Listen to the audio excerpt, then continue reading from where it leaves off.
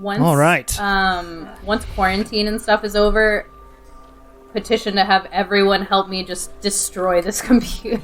Oh my god, we'll throw it off the boat. Sledgehammer. Straight up. Yeah, we'll just throw it off the boat. We'll make it a ceremony.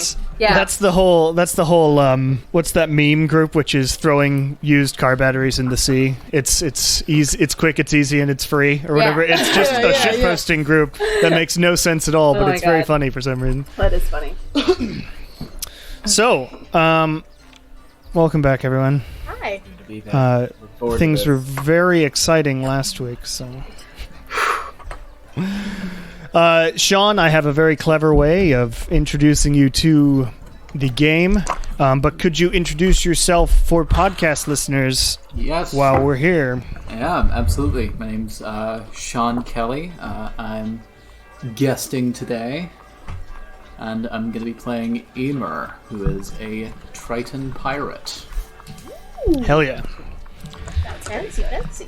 All right, so with that being said, I'm just going to get right into this nonsense and switch over to the correct theme music and welcome everyone to Le Bon Era.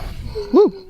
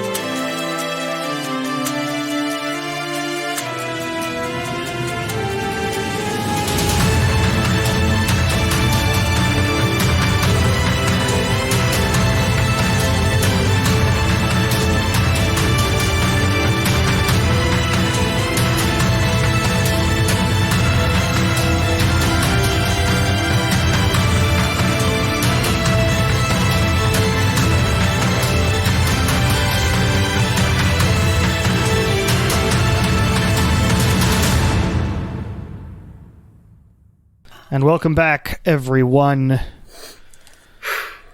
Switching the audio. All right. So last time on Welcome to the Bone Era, it certainly started somewhere. We got all the to weeks and everything are right. That's right. You arrived in Arcala, and the first part of this episode was a relatively calm shopping episode. Just the first part. And now I'm OP as fuck. Kieran, because he is a cleric, realized that he could wield a shield and medium armor, and also was loaded with cash and was able to purchase a half plate armor that he now wears underneath his robes. I imagine like your robe's slightly open so you can see the matte black metal too, and maybe the shoulder pauldrons are like outside of it. Yes. But there's cool ways of wearing robes and armor. I also imagine that my arms are bare still. Yeah, I mean they have to be for forearms my at least. tattoo situation. And your tattoo situation, yes. It's less about weaponry. It's all style. It's about showing off. Wynn, Kieran's also like daddy ripped, so yeah. Dad fun. Wynn commissioned the dragon scales to be made into sort of dragon scale mail. It is currently not enchanted, but is getting enchanted by Nigel. And it should be done before you all have in your calendars shit is supposedly going down based on your guesstimate, based on your future vision. So it's a vague sort of theory. We'll get there when we get there. We're like 2 days late on our calendar and everything goes to shit and we're like, we thought we had time. That or it's like 2 days late and we're like, oh, it's like, you know, the Mayan calendar apocalypse. It didn't happen. it was just 4 years late. Oh, God, yeah. So, Shar also got these arm things done. I am deciding, I haven't made the item yet, because they are technically not magical yet. What I have ruled in the past week is if you want to get them enchanted for lightning resistance, you would be able to do that, and it wouldn't it wouldn't cost a lot nor take that long because they are dragon scales. That's interesting. Okay. So it won't give you bonus. Yeah, okay. Yeah, So it won't no. give you bonus to AC, but you could pay to get them enchanted for lightning resistance if you wanted. Oh, okay. So they won't add to my AC anymore. But you would have like No, because they're just arm things. Okay. Like Greaves wouldn't do that unless Got they were it. super enchanted Okay. anyway. But you could get them R.I.P. enchanted for lightning resistance in a much shorter amount of time than getting just normal armor. Would it have to be an enchanted. attunable item? All right. Yeah, it would. Like everything at this level, basically. But they also look badass anyway. So for aesthetic purposes, That's not why I got Cool. them, though. Okay. All right. That's the only thing that matters in this campaign, Emily. The aesthetic. I wouldn't have spent the money. I mean, can the sell thing them. is, I ruled it because like a ring of protection costs a huge amount of money and takes a while to create, and that gives you a +1 of AC. So like the ability to get a thing that gives you AC that doesn't actually act as armor, like it doesn't cover No, it's you the fine. body I parts. get that's it. really- It's fine. Okay. But lightning resistance could be cool. Anyway, Lilia went on an lightning adventure to resistance would find. help you against me if I ever use Thunderwave. Great. I'm super Yeah, there worried you about go. that. There you go. Oh, gosh.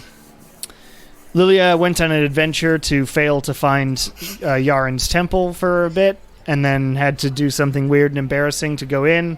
She got another one of these magical balls of something from Joseph or not Joseph. But we don't know what that does. What else happened? Oh, Nala worked in Nigel's shop to pay off the rest of her debt to Nigel for the bag of holding. Gave a prayer that was ignored. Did give a prayer that was ignored for now. It was just an incredibly bad roll. So other shopping stuff happened, things like that.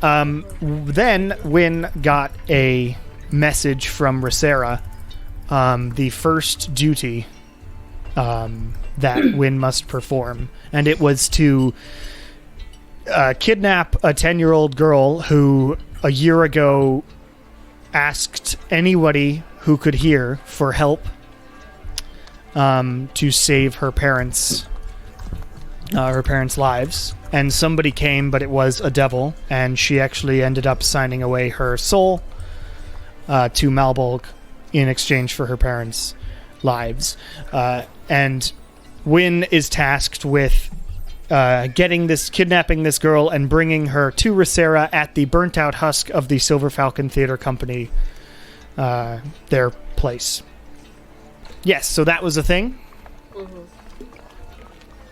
Wynn subsequently lied a bunch about what his Not well. experiences I were tried. to the entire group. The group got super pissed for decent reasons, and Why you always lying? and then they made their own plan, Wynn uninvolved, because it seemed the girl two talk. choices were Girl girl talk. talk. The two choices were send this girl to hell and be morally reprehensible. Don't send this girl to hell and have the devils on your ass and probably kill Wynn and maybe y'all. Or do something else. And Lilia had a brilliant idea of using the magical bagpipes that they got from Trust, which they know now send your soul to the Feywild if you play them badly, to send the girl to the Feywild instead, in order to save her from hell. There were some really tough roleplay scenes where a very kindly older couple with their young daughter talked with Lilia, who was in disguise, about teaching their kid how to play some music. And Lilia deceived her way through this whole thing and ended up giving these pipes to the little girl. Lilia came back the next day, finding that it worked. She played them badly, and her soul is no longer in her body, and she is in a coma. Wynn and Shar came back later, kidnapped this girl, brought her to the burnt-out husk of a theater, of this Silver Falcon Theater Company. Racera arrived, said, "What game are you playing at? There's no soul left in this." And behind Wynn... Oh, Char's there too. I Char's am hidden. super hidden, like right next to the door, basically. Yeah. Okay. But behind Wynn, as Racera was like ready to bite Wynn's head off, an explosion, a sort of firework happened, and out walked Trust and said, "I see. I'm afraid that this one is mine. I seem to have outsmarted you again, my daughter." To Racera.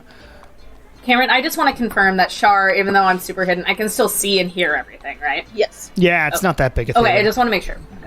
I do gotta say, that was like a really challenging like roleplay kind of thing. Like, I had obviously heard that you guys had made plans, but I had to pretend not to know that, and while we were doing the thing. Yeah. So that was a challenge, and that was fun. So cool.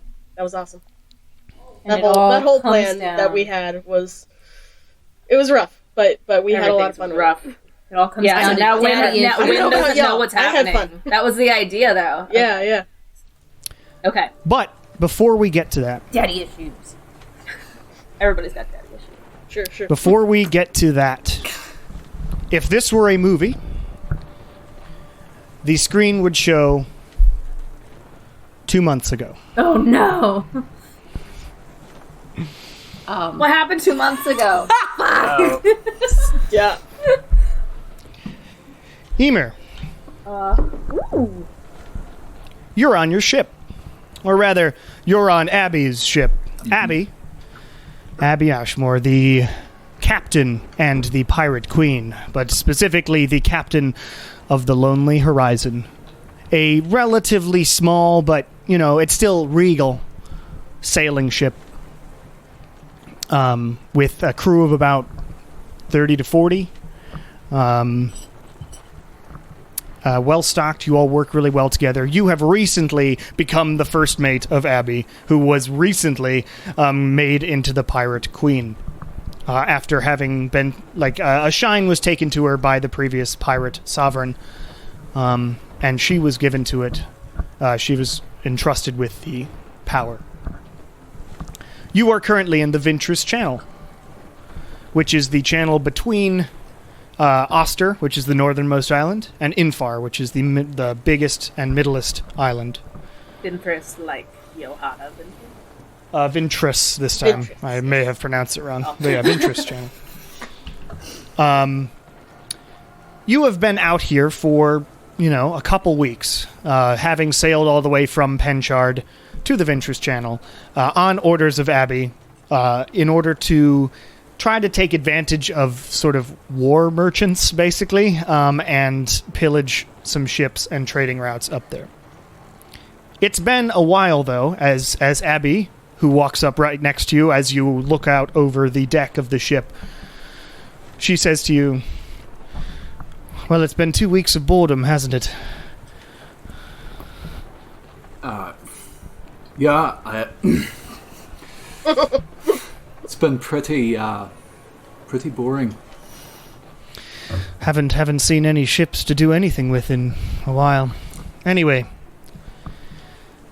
we really need to make some money here soon, so I hope our luck turns around. I'll be in my quarters. Shout if you see anything. Will do. Maybe some excitement will happen today, eh? One can hope. She slaps you on the back in a sort of alright way and heads off. She goes sort of below decks into her cabin. A few hours go by. It gets pretty dark.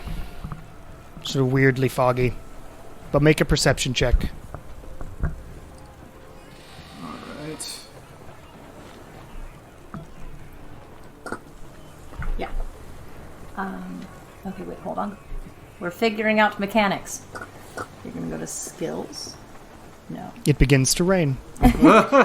Skills, and then you're gonna scroll down and you're gonna go to no, God.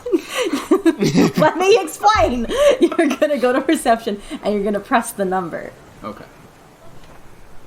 26. It's a natural 20. Okay. Wow. That does make it. Eomer, Okay. You decided to go up to the crow's nest because you were asked directly by your captain and queen to keep an eye out for ships. So you've got a spyglass, and you're peering through the mist and the fog. And over the horizon, or right at the edge of where you can see, you see this, just coming through the fog, a massive sort of face and man standing there, looking very gruff, made out of wood. Just this massive thing on the horizon. You keep peering, and you peer closer, and you make sure you're keeping a direct eye on it as this humongous ship comes out of the mist. This ship is 3 times, maybe 4 times the size of your sailing boat. It is towering above you and above everybody, but it's so far away. You can tell it's big just based on what's around it, and you look down at your ship for a second to really make sure, and you rub your eyes to make sure you are actually seeing this thing.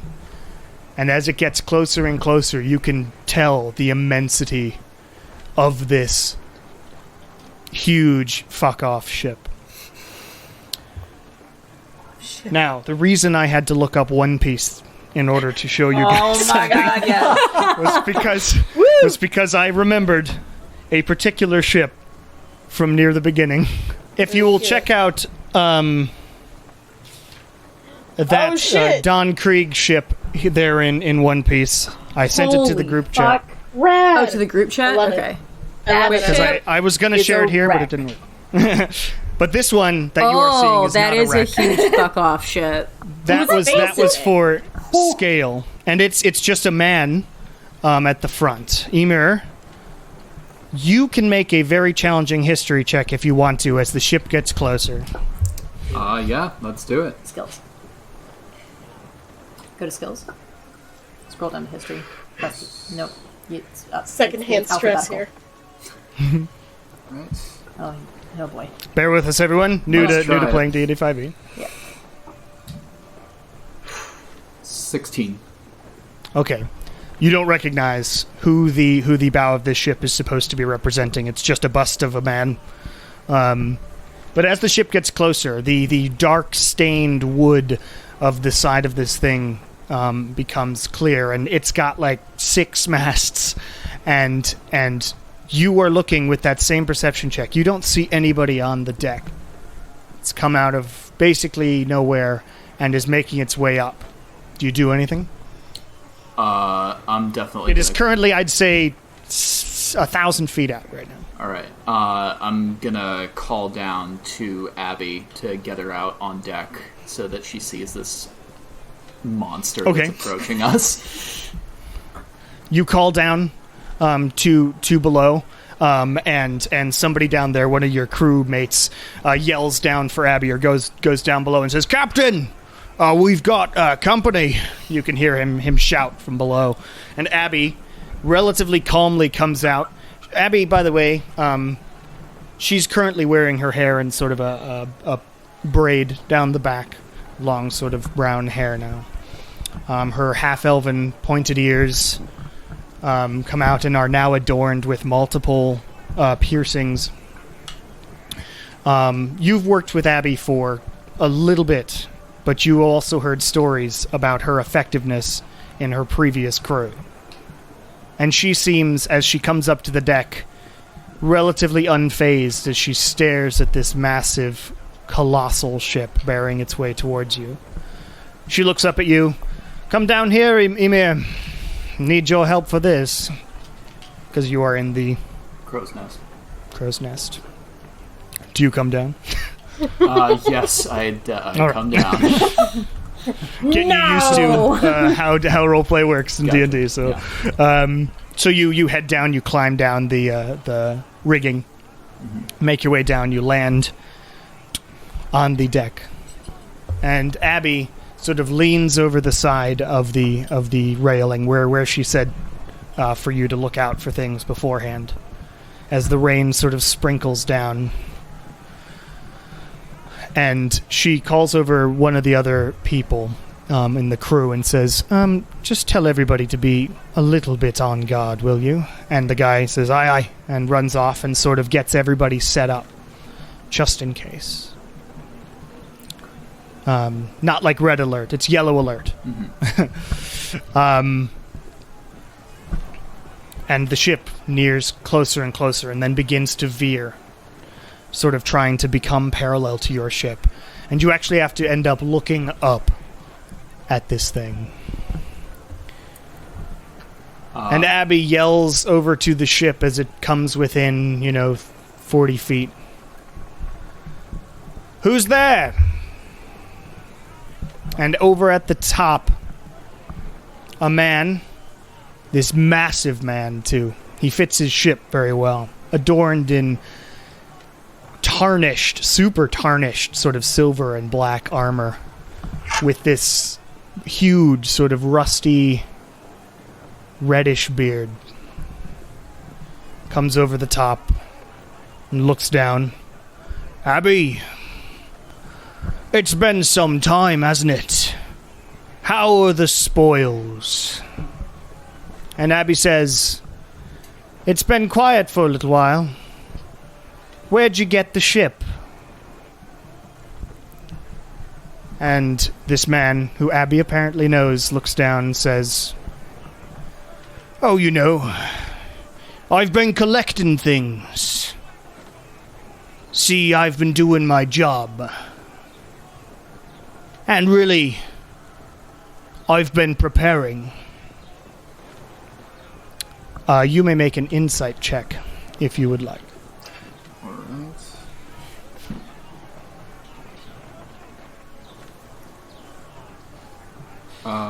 Natural 20. I love Max's face so much. Natural 20 adds up to Oh what? my god. Do you know who this is? Yeah. Oh my god. Oh Give me boy. 1 second. Is it your wife? Story. Oh, he can't Hanging even. out somewhere in the It's He is Max's dead clearly... wife. He is clearly not here with the best of intentions, is what you can glean. No, really? No kidding. All right.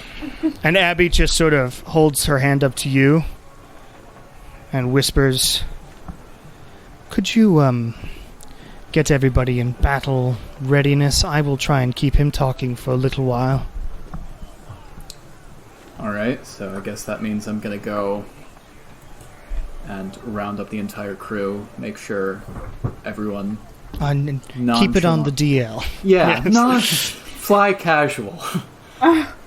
It's classic pirate speak, keep it on the DL. Just on the DL, getting everyone ready, making sure they're in position. Okay, you head down as well and make sure the cannons are prepared to fling open the Everything's fucking primed. forget the words for the doors that you keep closed unless you're using the cannons. Whatever, those things are they're ready. All the people are standing there at the ready. And Abby, you hear above, continues this conversation with this man. Preparing for what, I wonder? Certainly not just following my orders. I am your queen, And this man says, it's muffled, but you have great perception. You can hear. Well, there are a few things that I was planning for a while, you see. A few things, Abby says. Hopefully nothing, dastardly. I know we've had our disagreements prior to this. Mostly my entire childhood. But you wouldn't do anything to harm our professional relationship, would you? Would you, Rustbeard? And Rustbeard says, you don't know me very well anymore, do you, Abby? And he just nods to somebody who you can't see, and you hear just as cannons just appear in the side of this ship, like 20 of them. And Abby yells just as soon as that happens, "Battle stations!" And these cannons just slam into the side of your ship as you sort of duck down below the side, the railing, so get out of the way as a cannonball just flies directly past your face. You whip out like weapons. It all is suddenly bedlam on the deck of the ship, but you are all well primed, ready for battle, people, and you start firing cannons back at the ship. But weirdly, these cannonballs like slam into the side of the ship, seem to dent it a bit, and fall into the ocean. And as this happens, about 100 to 150 people on this other ship just appear over the top and indoors in the sides, throw grappling hooks and put planks between your ship, and some of them swing down from the top there as they swing, and it's a battle now. But it's all going to be played in the mind because this is actually a flashback and we know what happens.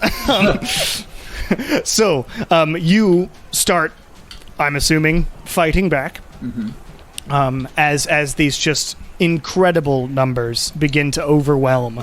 Bora, Rustbeard himself, comes down from the ship. Actually, like a strange, like, she's got this magnificent mane of white hair that seems to sort of float in the air, and with like light blue skin, grabs his shoulder and bamfs down to the deck of the ship. And Abby like whips out her bow and fires an arrow at him, and it slams into his chest and then explodes, and he is sort of knocked back a bit, and the woman on the side is flung against the or overboard. And then she just rises up into the air afterwards, floating now as she starts summoning lightning bolts that rain terror down on the deck of this ship. Rustbeard eventually just sort of like gets 10 of his men to sort of subdue Abby, and 10 of them grab you as well and sort of force you down onto your knees. And he heads over to Abby and says, "Well, that was easy. I would have expected more from the Pirate Queen. Anyway, we're going for a little ride. Men, put 'em all in the brig and tow the ship. Midship Isle's our next destination."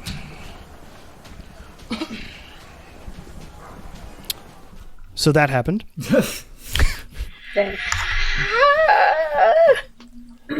Okay. Meanwhile, present day.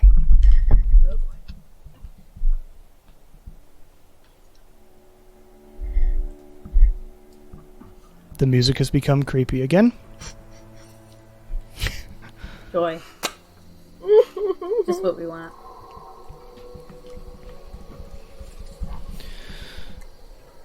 Trust says, "Looks like I have outsmarted you again, my daughter." Rosera stands up. By the way, Trust has appeared in a much larger form than previously. Rosera has also appeared in a large form. She is quite a lot taller than you. She's generally shown up as a much taller being anyway. And Trust has sort of matched her height. How tall? Are we talking like 8 feet or big? Yeah, 10 feet. Okay. Yeah. Weird. Cool. And Rosera says, "What are you talking about, father?" She says father with poison. And Trust says, "I would hope you would eventually get over your disdain for me. It's not like Glacia particularly likes having you around either, but..." And you are always welcome in the Feywild. I've asked you to come join me for many times. And Rosera says, "I'm never coming to join you there. I'm scorned wherever I go, but at least I'm somewhat respected where I'm at. Anyway, what do you mean?" And Trust says, "Oh, right. This unfortunate poor little girl, and he stands next to you, Wynn, and sort of just pets the girl's head with his hand a bit. Just glaring daggers over at him, like, come near me and fucking find out what happens. He's standing right next to you. Do it. And he says, unfortunately, stumbled upon a few bagpipes that I created for a specific purpose. One of the best ways to find interesting people for your court, you see, is to let them stumble upon it. It throws a little chaos into the mix, and you know me. Anyway, at least she's not in hell hanging from one of those damnable cages and being pelted by rocks for all eternity. She will at least be taken well care of in my court. And Rosera says, you realize this does in no way tear up her contract. And Trust says, yes. I am aware how devil contracts go, as I myself have only just now managed to get out of one.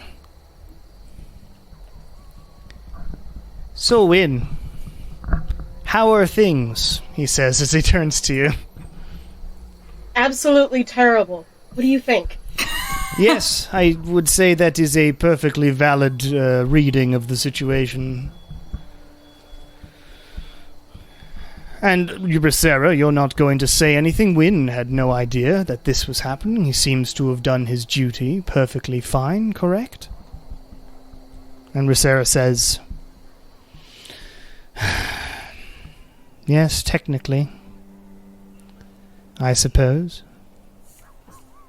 But this doesn't get him out of any of the rest of it. Trust then says, now. You must, of all people, realize that there are worse things on the horizon than doing a few jobs to drag people to hell. Could you not, by any chance, give them a little bit of a reprieve until this situation is handled? The hells are in danger just as much as the Feywilds. Just as much as the material plane. Rosera sort of thinks for a moment. A reprieve. Trust says, you are the intermediary, and wouldn't that be nice, Wynn? You are dealing with some problems. Yeah, quite a few as it happens. Well, as the damned, as part of that contract, requesting a reprieve seems like a perfectly valid thing to do given the current circumstances and given the future circumstances. You, my daughter, have the same gift of sight as I do. You know what is coming. Hell will be overrun just as much as here. Rosera sort of scoffs and then sort of heads back and starts pacing, and Trust shrinks down to your level. And says, I do apologize about the sword. Oh, do you? Well, yes, unfortunately getting out of devil contracts is not as easy as all that.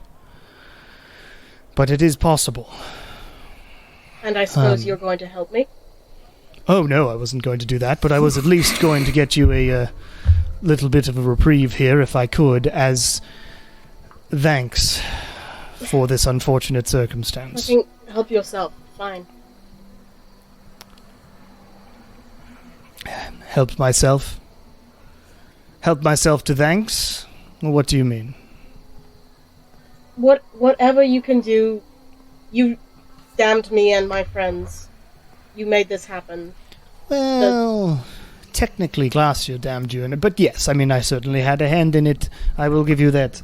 The least you could do is try to help fix it. Make a persuasion check. Okay.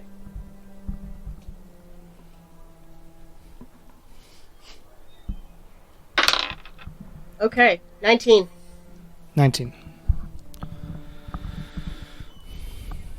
I will do my best to help with a reprieve, and if the time comes that you need some help, whatever I can help with, I can act as a lawyer.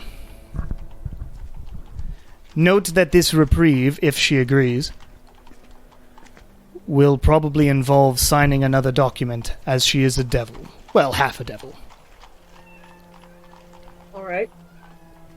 You don't have any way of contacting your friends to bring them in, as they are part of this contract?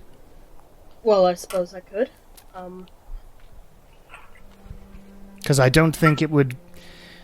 And Rissera seems to be thinking and nodding to herself, and Trustlike looks at her and then looks back, because I doubt you will have much time to decide. It'll have to be done here and now. Alright. I'm gonna sort of glance over my shoulder, like, knowing Shar is probably back there somewhere, like, get everyone together. Yes, Shar, get everyone together, Trust says as he looks directly in your direction. Sorry. Okay. I see through stealth. Without saying anything, No, I can't poof anymore. I'm pretty close to the entrance, so I'm just gonna stand up, I'm gonna look at Trust, because he's looking at me, then I'm gonna look at Wynn, and then I'm gonna go. And then double finger walk backwards. Okay, I'm gonna walk, like, casually out, and as soon as I'm out of their eyesight, I'm gonna just book it. Like, Okay. straight to... Great, awesome. You book it to Ruin Horseshoe. It's not that far away. Yeah. You are in the theater district. Yeah. And you burst in Okay. and head down into the bunker. Okay. Where is everybody? Where everybody is waiting impatiently. Okay. Or not impatiently, but nervously. Okay. I feel like Nala's not waiting nervously. Yeah, where was Nala? She was like, whatever, bitches. I'm going over any notes I took on my enchanting arrows that I did that day. I assume it's going to take the rest of this week for me to learn how to do that with Nigel. Yeah, the basics, yeah. What? Evening. Shar doesn't even know where to start. It worked. Is Wynn okay? Trust is here. Oh, that motherfucker.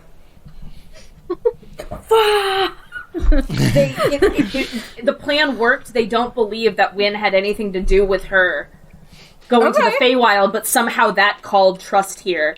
And now, I don't know what he did, but Trust, I don't trust him. It sounds like he's on our side. He's asking the devil person knocking the Wynn to give us a break from the contract for I don't know how long, but he said we all need to be there to look at this contract. And I think that means you too, Nala. Sorry, we all need to be where? Like, where are we We gotta go back? We gotta go see Trust right now, yeah.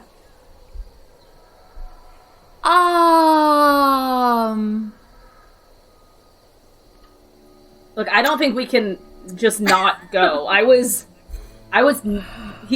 He saw straight through me. I was hidden as hell, and he knew I was there. Probably has a plus 15 to perception. Or something. Something like that, yeah. Um, And true sight. I mean, so you're saying that if we don't go, he's gonna find us anyways? I think so. I heard everything. It sounds like if we... Shar, if you want, make an insight check, a prior insight check on the whole conversation. I'm just gonna do it through the website. Yeah, I use that dice roller all the time now. It's awesome. That was a natural 1, so... Okay, so yeah, this all makes sense based on what you were Damn saying. it, okay. Well, then Shar is very genuine when she's saying... I don't know. I don't think I want to accept any more help from Trust. Like, I mean, I don't want him to track us down either, but, like, the last time he helped us, I almost got put into a coma in the Feywilds. And then we had to do that to a small child, so I don't know what kind of help he's going to give us. It sounds like It he is doesn't putting seem like a this. hold on the contract, Wynn's contract for now, including our association with it, until 6 months from now when the Morlock shit goes down. I feel like this is a trap. So do I. No, I don't. Because like, no, it's real. Trust him. What reason would he have to do this then? I don't know. What reason did he have to give us to the fucking bagpipes in the first place? Well, it sounds like to get out of his own contract. This is your opportunity, Lilia, to finally ask the questions you've been asking us all the time with speculation. You can ask, trust, all the questions that you've had, all the theories, all the everything that we've speculated about connected to the bagpipes, the sword. We can ask now. I don't really know if I want to ask the giver. We've got a planar shifting thing, and we've got so many diamonds. I'm not really worried about dying. I'm worried about being under a new contract. You think he's going to rob us? No, I think he's going to put us under a different contract. I think if we happens when we meddle in things. Maybe we can read this one.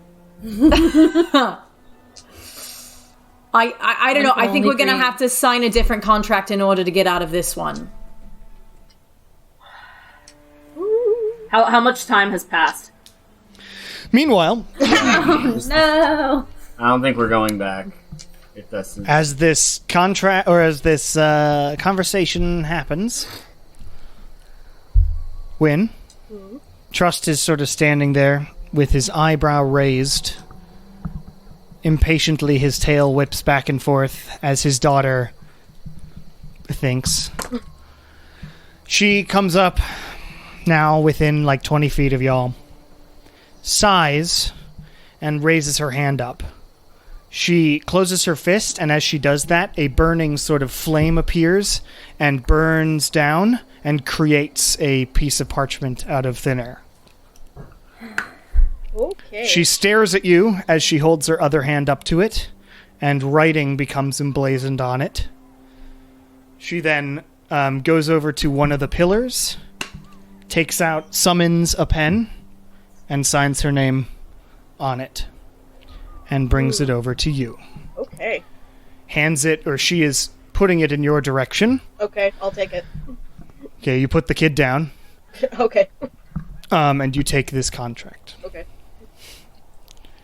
I didn't write this as hardcore as the other one, but I did write the gist of what it says. Okay. It says, this contract is an amendment to the damnification contract of the damned, whereas the damned is so damned from the prior contract and is granted a reprieve from duties defined in said contract for a specified period of time per this contract. All terms in this contract are subject to approval and overruling by Glacia, Archdevil of Malbolg. Specified period of time is defined as the time until the problem of Morlos is satisfactorily handled so that Morlos and his armies are not a threat to the Hells any longer. After this time is up, duties shall be resumed per the previous contract. By signing of this contract, the damned, the intermediary, Rysera, and Glacia agree to the above amended terms. And then it's got Rysera's signature on one of the lines. And there is a line for the damned. Okay, I guess that's and Trust like whispers to you, or takes the contract and says, Rysera, could you give us a little bit of time to confer? Okay. And Rysera nods and then walks off. Trust says, as far as devil contracts go, this is pretty good. It's a little open-ended, and could be argued that the specified amount of time until Hell is safe from Morlos could be an immense amount of time. I'm sure they will try and weasel their way out at some point. But it will at least give you, a few months. Maybe longer. Where are those other people? And we flash back to the underground bunker. We're all just yelling. Yelling. This is what happened! This is what happened! You see what happens, Larry? Oh my god. But they have Wynn! Oh my god. And, Shar, you do remember that, like, you heard everything. Yeah. So you heard that Trust was saying, we'll probably only have a little time to do this negotiation. That's why we need everybody. Yeah. I relay that in my panic. Oh, I really don't want to do this, but I don't really see a full other option. But just know I don't want to go while I am going. Your protest is noted. Let's leave. I am doing this in protest. I will pout The the, record entire show we took time. Lilia against her will. Okay. All right. So you all head off hurriedly, and you arrive at about the time that Trust is saying, "Where is everyone?" And everybody, and he's like, "Oh, good. Please come in, Bonira. We are talking about a little bit of a reprieve from your previous problem." As soon as we see Trust, Char's like, I wasn't fucking kidding! How is everyone this fine night? He asks. I have questions for you, Trust. I'm sure you do, and I can answer them after this particular negotiations occur. And you can rest assured, by the way, that this poor little girl is safe in the Feywild with myself and the rest of my court. Okay. That makes us all feel a little bit better. Yeah. For what that's worth. Is it normal fairy? But what it's worth, Anyway. I'm glad that she's at least safe, even though her parents are now Distraught. We should probably send them a letter. Well, so you should probably give the girl's body back to them as well Yes. after this is over. But Yes. anyway, this is... We'll send him a fruit basket. I'm not breaking into that house again. Who doesn't like a fruit basket? What's the D&D version of edible arrangements? Right. ye old. Ye old edible arrangements. Yeah, there you go. So is that contract keeper over there, gesturing towards Rosera, who I've never seen before? Yes, That's her. That's her. Rosera does sort of a two-fingered salute to everyone and nods as she is sitting jauntily on what remains of the stage, far enough away from Trust and Wynn, who are in the center of this theater. And Trust says, "We have a little bit of an amendment to the contract that Wynn either must sign or not sign, but based on my experiences with devils, it looks good. If you would like to read it and confer, we have a little bit of time at least. It is good that you all showed up." Read over it. And okay, you read what was read before. Does it specify anything in the event of any party members falling, us being still sent to hell? Is that still... According to this amendment, all it does is reprieve. It is granted a reprieve from duties defined in the other contract, and duties is capitalized, which you haven't seen your contract, have you? No. That's the thing. We've not been... That Definitely would be correct my that as agreement soon to as signing possible. was let me see the original contract. I'd like to see that before we sign this one. Yes, because we are not bound by any duties, so signing this, we may, in fact, after this period of time, end up having to be in the same seat as Wynn in doing duties. We are only by proxy damned, and our souls are sent to hell should we perish. Well, it's only amending the duties section. It seems This that only particular Wynn should little have to thing. sign So then this. why do we need to Wynn's sign the only It's one true. that has to do duties. Well, you aren't aware of how the duties work in the original contract. Can we see the original contract Wynn so we is know the- what duties we're going to be assigned to? You would have to ask, and we can totally get there. I just want to make something clear. The thing is, this contract is not signed by you. It is only signed by the damned, which would be Wynn. Oh. Okay. Then why... So it's So why are we here? Yes, then why did you require our presence? because you would undoubtedly be roped into any fucking bullshit that the devils send you on over the next amount of time. This isn't that complicated, my friends. That's fair. Okay. Should we call her over? Maybe she has a copy handy. That'd be great. That'd be great. Rosera, could you come over here, please? We have one addendum that we would like to request. And Rosera hops down, walks over.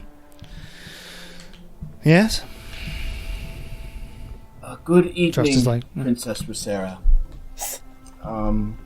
We as a group have been wondering, what are the parameters of the prior contract which we are apparently under? We are reading over this contract, and although we do appreciate the time amenities, we are not aware of any duties that we, as a group, are beholden to, because we have not been able to see the original contract. Well, unfortunately, given Glacier's first law of peaceful transaction, the contracts from Malbolg are only kept in record offices at Malbolg. You would have to go there to find an actual copy. But I, as the intermediary, are well versed in the basic terms of it. And I do know that you all, as the adjacents, are in fact not technically bound by the duties of the contract. It is the damned and the damned alone, but you are bound by the "you will go to hell if you die" terms of the contract. And this amendment is meant to get me off your back until you can handle the big problem at hand. Are you aware And of honestly, this big problem at hand? Yes, quite well. I happen to have a gift from my father here, and gestures to trust, which now you are all aware of, and Surprise! of being able to have some amount of ability to see the future. And it's not looking good. Except that you are all extremely involved. We don't know any other way to be. Well, seem to have pissed Extremely off the big guy, involved? so. Yeah, that's it. That's us. Well, But basically, this is the best I can do. Getting this under the radar from Glacier, who normally doesn't like to amend contracts, will be difficult. But I am willing to give in my personal knowledge of the situation at hand. well, Take it or leave it, my friends. I mean, I think it's this a good is amendment. your contract to sign. It at least means seem- that no more children are gonna have to be. There's no more, maybe Not in gonna the have to next murder 5 a kid months. for a little bit. Not for a while. Wynn will no. not need to do that, but once we are done And with Morlos, we can use this it's very time- possible it'll happen again. We can use this time to see what other options are available to us. Alright. While we're I getting ready would- for what's ahead. Does Rosera does say, I would recommend heading to Malbolg if you have the ability, disguised if you can, and getting a copy of that contract. It's not a particularly fine place to be for mortals, but you have the right, as signed people, to an agreement to have a copy of your contract. But only Wynn needs to Unfortunately- sign this one. this one? This one, because it is specific to only a portion of the contract that is specific to him as the listed Got damned. it. Okay. Before I do sign, I just want to say, I want to state for the record, rather, I don't like having to rely on you, Trust, but as you have now done us a favor, I will accept it. Well, I appreciate it, he says. And truly, I may be I don't. amoral as a fairy being, but I am not lacking in basic common sense morals. I did what I had to. Unfortunately, that All right. happened upon you. Alright, who's got a pen? Rosera brandishes a very fine fountain pen that's like red and black and demony, and hands it to you. Alright. Well, I'll sign it. Great. So as you sign the amendment to the contract, your name burns for a second, and then the contract starts sizzling across the edges and whoosh, goes up in smoke like flash paper. Do we see what Wynn signs? Do you just sign Wynn, or do you sign something else? My full name, yeah. Do we see what you Do we write? see it? Make a perception check.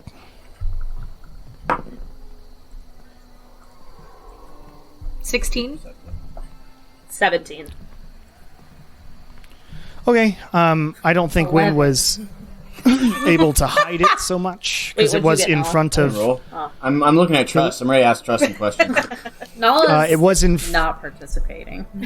She's like, Sure. you guys. She's got different goals. Yeah. Different- Sure. But Wynn wasn't trying to hide it, and it had to be in front of the group anyway, Yeah. or rather in front of Trust and the intermediary. And so it says Wynn Ashmore. Ooh. Okay.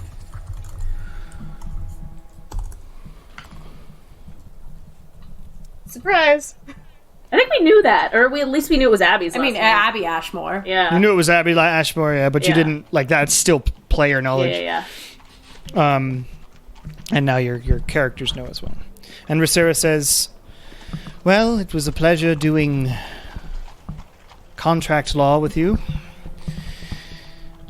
I will see you in the appropriate amount of time, of course, as the intermediary. Genuinely, if you have any questions, I am required to answer some of them.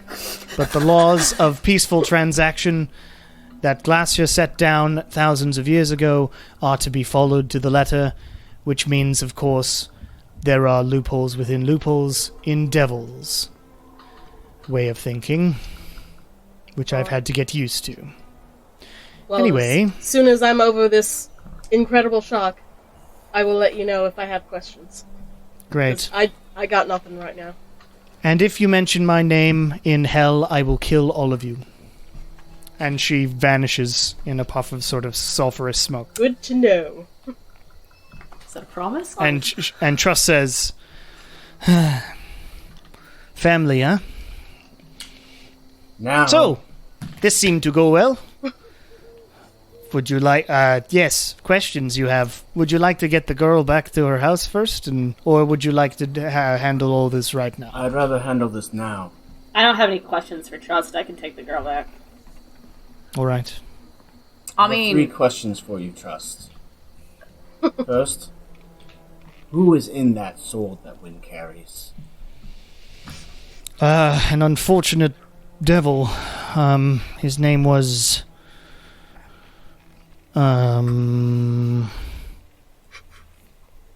Kelran. Hellran.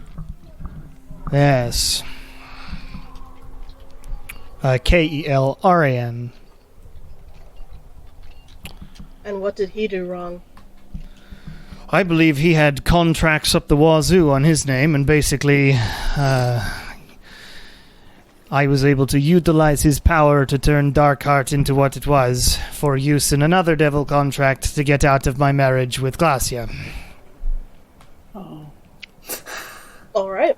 I will then pull out my Beyond the Beastlands book, and I'm going to ask, what is Nathaniel Stein to you, and how do you have this already?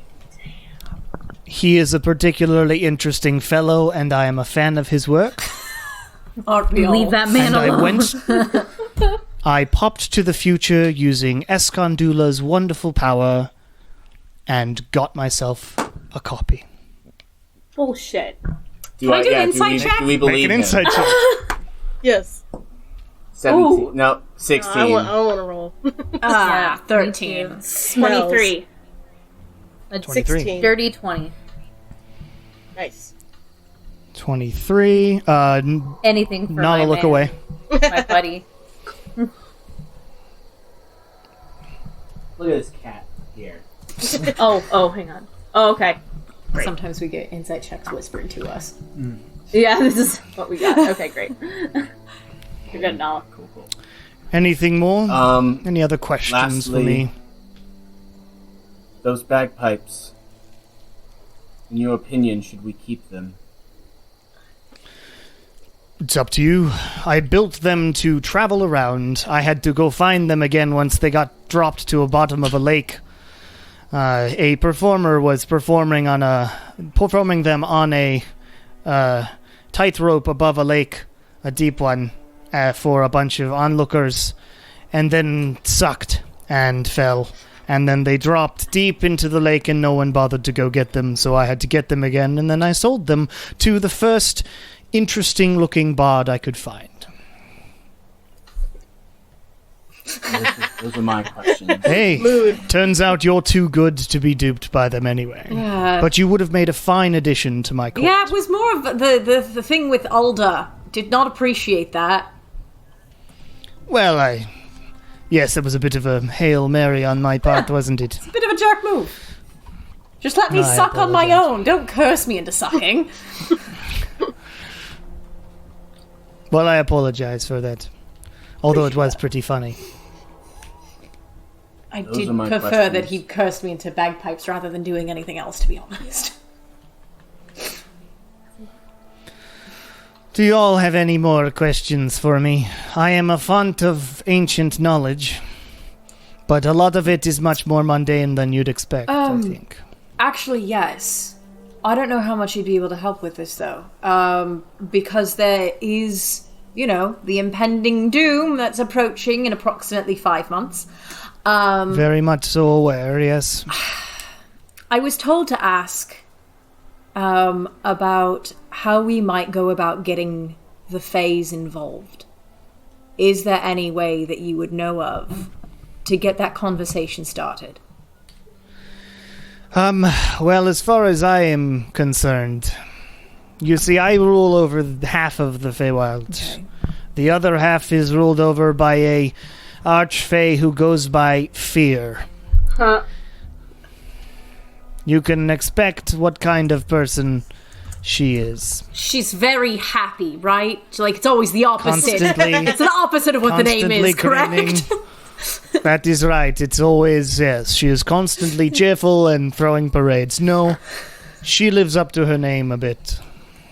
She is the kind of person who fully steals people in the middle of the night and sends them on interesting, torturous journeys through bits of her side of the Feywild. She is also seemingly unconcerned with my warnings about the impending doom. And while you have my half's support, or at least the people who actually listen to me on my half, there are different smaller factions I am doing my best to diplomacy at. But a lot of them just want to run away, as you saw with the Werewolf King. Yeah. And a lot of them want to hide and not fight. How do you know about the Werewolf King? Well, there was a bunch of my people who disappeared and ran away and then came back. And I was like, where were you? And they were like, we went and took over a werewolf's body and created this whole madness that went around for a while. And then some people came in and blew up half our place and caused everybody to go even more insane and then killed us. And then we just left and had to come back here. Wow, that's a coincidence. Sounds about right. Is it an inaccurate version of the story? No. Oh, Not at all, actually. Not at all. All right. But they were all fairies. You happen to have your Vopio on you? We don't. I don't always bring it around. It is mostly to unload funny, weird shit I find on unsuspecting passers-by anyway.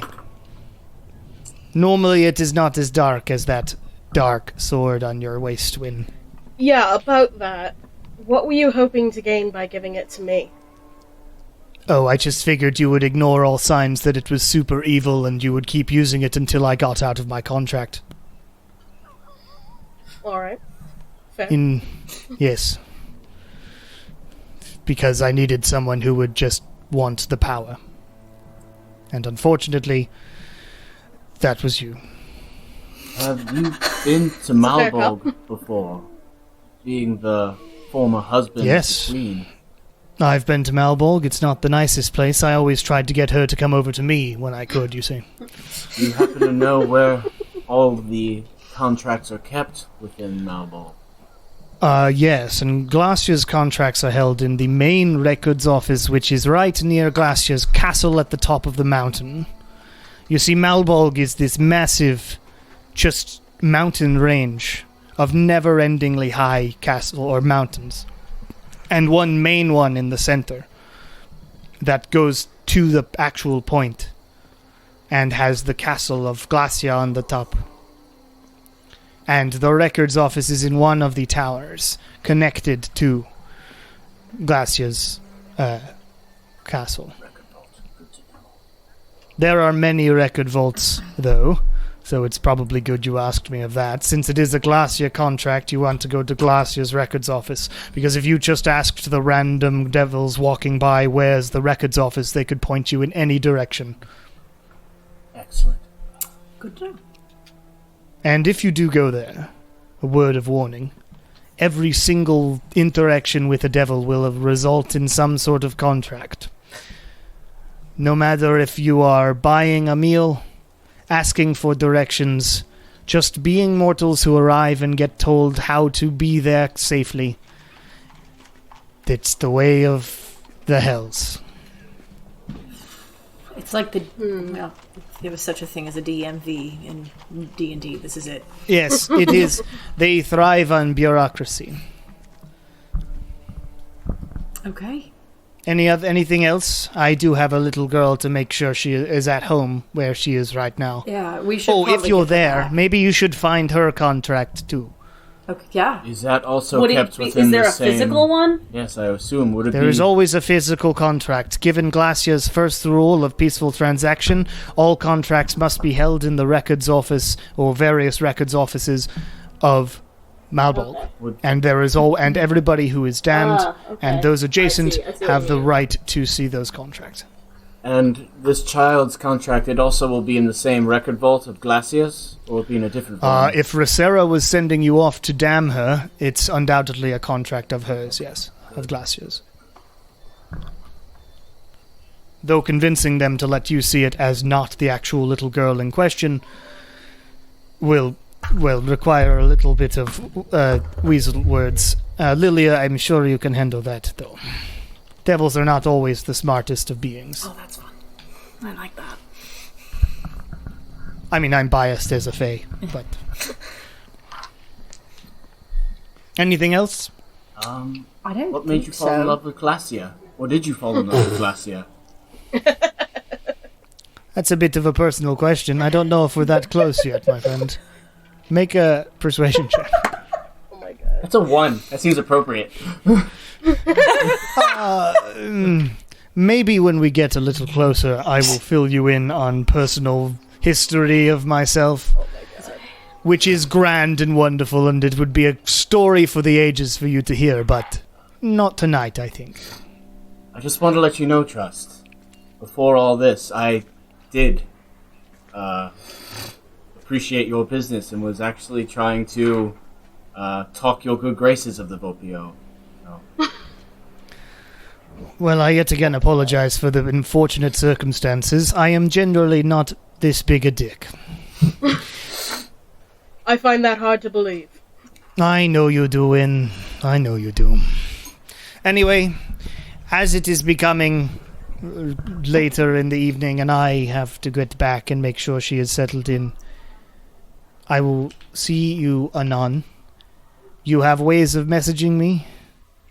If you ever need anything lawyer-related or Feywild-related, let me know. And if I can help, I will do my best. And if I can't, I won't. Wait, how do we contact you? Sending, probably. Oh, yeah. You have a perfectly reasonable spell to do it. Char, you are back from delivering the girl. It went fine. I Oh, did you go? I didn't realize I did that yet. You're super fast. Oh, I was gonna. I'm That's just okay. Well, I was It's gonna not do a- a it's not couple a other hard thing. things. Okay. Yeah. okay. Then we'll get to Okay. that. As Trust bamfs away in a silent firework in the middle of this theater, and you smell a very nice floral sort of scent, like lilacs, in the air as he's gone. That was a much more pleasant encounter than I was anticipating.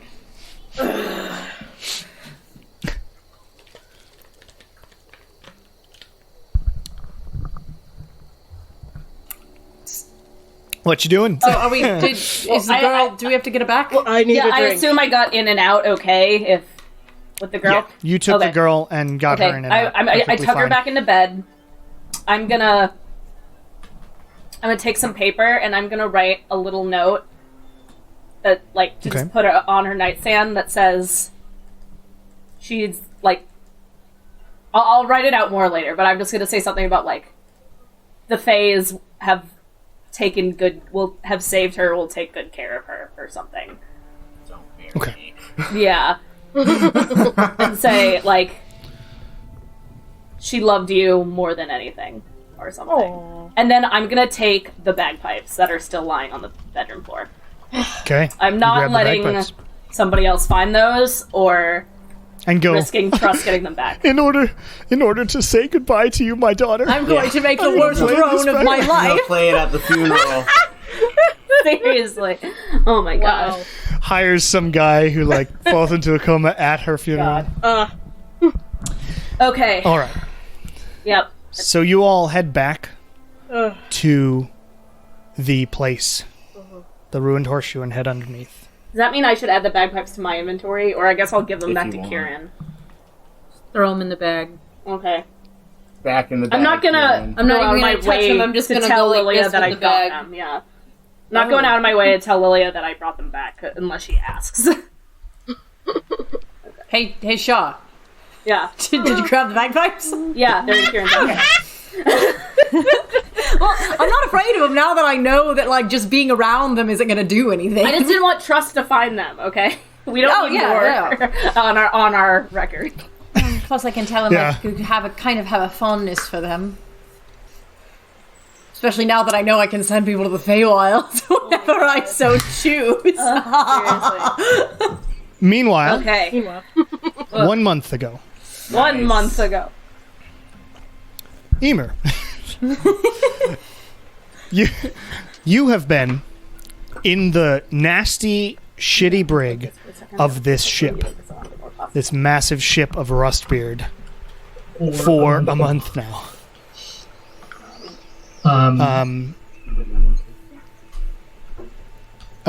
Yeah, you were way on the eastern side of the Ventress Channel, so it took you a month to get to Midship Isle, but you hear above, and Abby's sort of sitting there, quietly. Everybody's in shackles as you're sort of sat in this wet, dank, gross-ass brig. And you hear above, land sighted! And you hear as they roll out cannons and things, and you hear massive explosions and screams as the ship gets closer to the island itself. And you hear Rustbeard says, "Loot the whole fucking place! Take over!" And you look out sort of one of the portholes. You have a little bit of access, and you see this sort of carnage of Rustbeard's massive crew walk into the town of Bayminster and light fires and loot people's houses and do terrible things to people. And then Rustbeard, you hear on up on the deck, you hear, "All right, bring the prisoners out. We've got a bit of a march to do." And you are brought out. This music's too quiet. You are brought out and walked down, sort of chained together with your crew through the streets of Bayminster as they're sort of on fire, and Bora Rustbeard leads you through. You now also have spent some time getting to know his crew, the rest of his crew. And he has, like, the main bunch, who you now know and have been sort of taking mental notes on, along with Abby. You have been taking notes on who's who and what they do. So you've got Bora Rustbeard himself. He seems to have some powers of divine energy, but it's all, like, fucked up. It's fucked up divine energy. And he is not a kind captain. And you are noticing that the other members, the just random members of his crew, seem loyal, but only because he seems to have a massive amount of money. And he is paying these people. His first mate is a woman named Madeline Keats, who is a storm sorcerer. She seems to be able to control bits of the weather and deals a lot of lightning shit to people. You're muted. Was she the Genasi one? She was the Genasi. Madeline something. Madeline Keats. You also know Leia Sykes, who's a halfling woman who seems to be their navigator, extremely good at the navigation thing, and also excellent with a bow. You've got Coster Lore, who is a turtle this old turtle who Abby knows. So a turtle is just a big turtle, like anthropomorphic turtle person. And Abby knows Coster, and they had a verbal altercation bringing up sort of old wounds. Evidently, Abby used to work with Coster, and now... actually, I'm going to do this. But used to work with Coster, but had a falling out. And now, because Coster went and worked with Rustbeard, Abby's like old main enemy. Mm-hmm. So I'm telling you all this because Abby has received at least one message from the Bone Era, and you are sort of keeping tabs on what's going on, because Abby's like, we need to tell Wynn and his crew when they get here or over the next while what we can discover so that they don't come in blind.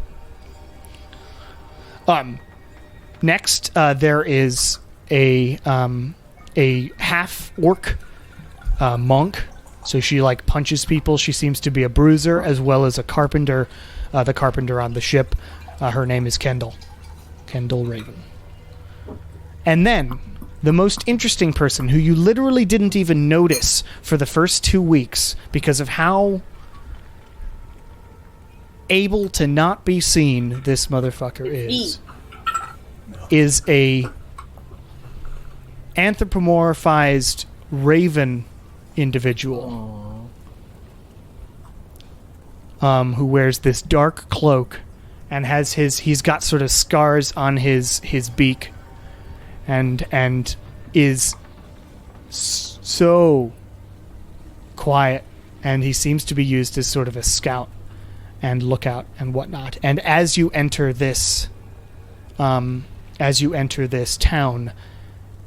this being they call Clicker, because he normally just makes noises,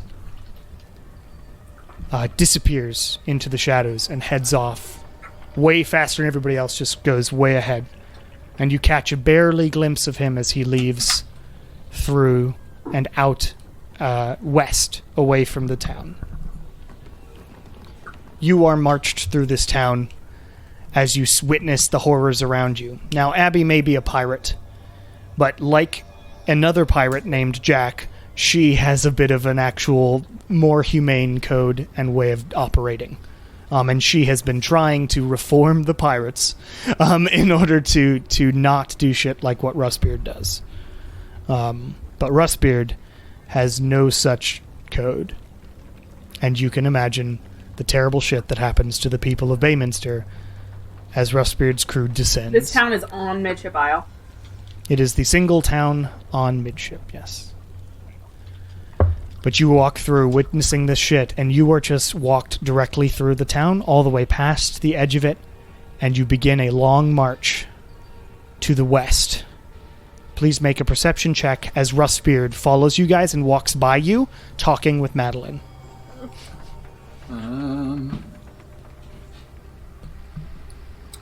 12.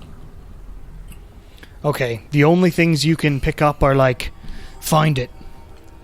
Oh, it's in. Oh, there's mountains. That's what you got. Okay. Oh, bitches. We know what that is. So you head in a different mountain. west. And I need to use the restroom, so I'm going to say we'll break there and move on with getting to Midship, etc. Yes. Hello, everyone, and welcome to the announcements for episode 25 of Welcome to the Bone Era. I'm your DM, Cameron Vest Davis, as always. Nothing super interesting in these announcements, just basic stuff. I do hope everybody's hanging in there, given everything, the political news, of course, I spend so much time with nowadays that I'm giving myself brain worms, but it's all a mess, but hang in there. One day we'll get through this. I've lost a lot of that hope, but I'm hanging in. If you're enjoying the show and the story we're creating, please consider going over to our Patreon at patreon.com/CameronEvesqueDavis. There I barely post, but rest assured, all that money does go to this show and other things that I produce, and all that support means the world to me. Also, all the music that is created for the show is Tabletop Audio, as always, tabletopaudio.com. Go check him out. He writes really good stuff. really prolific, lots of music available for your own tabletop games. This weekend, I am running an epic level one-shot set in this universe 10,000 years ago, sealing off the god Morlos when he first rose. If you're interested in joining, I think I still have a couple slots at time of this recording. Just head over to ttrpgpickupcon.com and try to join the game to defeat a god. It should be good fun. Other than that, just standard stuff. Hope everybody's hanging in there. Let's get back into it. All right, we're back. Easy. Meanwhile, the rest of the week goes relatively smoothly in Arcala. Oh yeah, can I add my new bracers? Yeah, just write him as a custom item right now. Okay. Can I, Did we want to get the garden stuff before we forget? Yeah. Okay. So gardening supplies, like what sorts of things are you buying? Well, it's mostly for Like- planting. Yeah, like seed stuff. Seeds, et cetera? Because we already had food for the horses. We left that behind. Yeah, lots of. We'll get more horse Did we? food. Yeah. And yeah, it's stuff to make a little garden so we can plant. I don't know what vegetables are native to Ginevra. Well, it's a weird plane of it's not going to be in existence. So Ginevra. It's a different plane of existence. it's somewhere. Yeah, well, weird. which vegetables can we get? I mean, Make a survival check. oh, I'm good at those. Yeah, you'd know Well, plants. watch me get like a 1 now. Survival or nature. We should also get some soil because I don't know how good the Survival the or pocket nature? dimension soil Yeah, or is. nature, The- because either one okay. makes sense in this. 25. want to Okay. call it like the Parallelorella universe? Parallorella. So, Shar, you are generally aware of plants and things that grow around. There's quite a few vegetables. I'm going to say you get an assortment of vegetables that would be able to be planted in that sort of foresty environment. Lovely. And that'll cost, not much, 5 gold maybe. Okay. Does everyone want to contribute 1 gold to the... Nope. No, except just- Nala. I'll help you. I'll Nala's give you broke, a gold. Nala's I'll broke. I have silver and 10 copper. I also I'm during loaded. like the I would be willing to just pay for it. Fine. My gift to the house. Kieran's the sugar daddy now. My gift to the house is plants and also all of the furniture of my dead family. Truly. There you You're go. welcome. That did happen. throughout the rest of the week of while we're in Ransack my Arcala, house. Sarah. Yes, just test. I would also like to busk every day that we're in. Okay, so you've got a few more Arcala. days. Yeah. Let me open that up again. Yes, double check that calendar. You've got 4 more days. Okay. So I'm noting that we bought 5 gold worth of seeds and horse food for next time we go to the house. Sure. I guess. Yeah, you've got horse food as well. Yes. Lilia, make 4 performance checks. Performance checks. Cool. Actually, I'm going to say 3 because Ernesto's arriving. You're not on going to the be floor. busking on the on the line. left. Okay. Yeah. So the first one is a 30. Jesus. The second one is an 18. Okay. And the third one is a 21. Okay. Hell yeah, Lilia. You make 500 gold the first day. Okay. You make 40 gold the next day, and you make 100 gold the last day. Nice. Nice. That first day was just insane. And, you had a massive crowd, and you were basically a rock star. Oh, Cameron, one more question. How many pounds of dragon scales did it take to make those bracers? Yeah. I had 3. It was vague. Okay. Basically, whatever Wynn had was enough to make the full sort of suit, and yours Okay. was enough to make just arm Okay. things. So I'll just remove it completely. Yeah. Oh, I would also like to attune my cloak to me before we go. Okay, you can do that. That's Yeah, you can just do a that short through Yeah, you- D&D Beyond. through D&D Beyond. What the fuck is it? Yeah, at some point I sat for my needle situation. Cool. So you have what does your tattoo look like, and where did you put it? I have to look at my picture that I took. My phone is not a great one.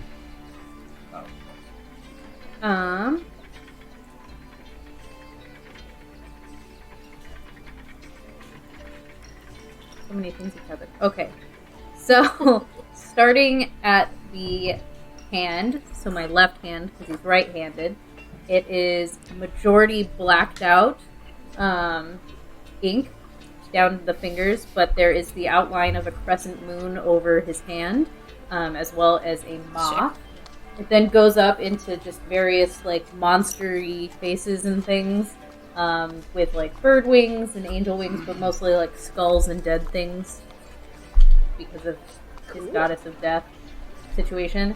It ends with a full moon on the shoulder, with black tendrils that reach up over the shoulder, reaching towards his neck tattoo that he already had. That's rad. Nice. So Kieran has a badass tattoo. Yeah, and then he cuts the sleeve off of all of his clothing. Just one sleeve. Just the or both? one. Yeah, both sleeves. Sleeveless Oh my God. but armored. He exclusively wears tank Sleeveless tops shirts. now. Oh my god. When you are armored, though, you do have to cover it up, unfortunately, because it is Yeah. half plate. You still have the armed how- guards and stuff. Yeah. Can you still use the tattoo if you have Yeah. armor on? Yeah, it? it's Oh, just you a can't magical see it. effect. Yeah. Okay. When are we getting an in-game group tattoo? Oh god. I want an out of game group, but Yes, anyway. Yes. Yeah, that's what. Yeah. Is That anyone comes else first. doing something quickly during this week? Nala, what do you? Me, tiny thing. Oh wait, Yeah, no, I'll let Nala go first. Tiny thing first. Oh, it's just an. Oh, it's not important. It's just an RP thing. I still have that letter that my mom wrote me way back when. You do? I'm going to fold it, like just the tiny bottom part of it, so I can rip off the signature and the part where she had it invisibly written "Find Selric." Okay. So it's like the whole letter except for her name, which I have torn off, and that's it. Okay. You do that. So you have a Because if torn anyone version of the finds letter. me and they open the letter, now it doesn't mean anything. Sure. Nala, what are you up to? Other than working to get my bag, and learning enchanting from Nigel with the arrows and Lilia's crossbow bolts. Whenever I have free time, taking cue from Lilia needing money, I will do performance, just magic performance. I will burn all of my spell slots and sorcery points to put on a huge fire performance like Season 3 of Avatar, the guy that's doing the firebending performance. Cool. I still haven't seen Cool. that show. But, so make It's- 3 performance checks for me. That's a 19 on day 1. That's a 22 on day 2. And last day was another 19. Okay.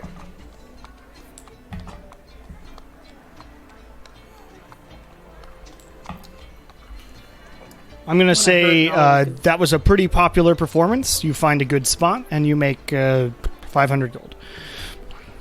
All right. And on the last day, I will give $450 or 450 gold to Nigel towards the bracers. Okay. So how much do you owe now? So I now owe him 3,695. oh my god. And I have 50 gold. How much do you owe him? Because I'm keeping this. I know, but this is to let him know I'm serious. I'm keeping track of this. How much? I You owe owe him? Nigel 3,695 gold pieces now. I could have done the math, but I didn't want to. Cool. So you did that, and you also, at the end of the week, you know how to do basic enchantment stuff. You know the basics of how to enchant items. It's really quite this simple in general. If you have an idea for what you'd like to enchant at any point, you ask me what it is, and I will give you if there's material cost and the actual cost of creating it and the amount of time it'll take consistently working to creating the item. Okay. So, That's amazing. Pretty much for starters, it would just be fire enchantment on either Char's arrows or Lilia's crossbow bolts. okay. Give me one moment. So you would have to spend an amount of time each day working on these things. Probably be downtime. Yeah. Whenever we have it. Give me 1 second. So it turns out that ammunition with a little bit of fire is not that difficult. Ooh. Cool. Yeah, because this isn't like dragon slaying or... Yeah, and I wasn't going to learn like the fireball one No. in this trip. Sorry, I'm looking at the... So in order to make a single arrow of fire. It would take 2 full days of work. Okay. And it would cost you 100 gold. Gotcha. Because you need the I would materials for the thing. For 1 arrow. I would let Lily and Shar be aware of that. And that Ooh. arrow would deal like 2d6 extra fire damage when you hit something. I would also inform them of that as well. How soon can you start? You'll have some downtime on the Now. ship. You'd be able to create it. Yeah, we You'd be will. able to create like one. It takes 3 days to Awesome. get there. Help pay off your armor. Yeah, that's it. It's like I found my way. I mean, that's what Nigel and Vidar do, is make up. Fuck Exactly. yeah.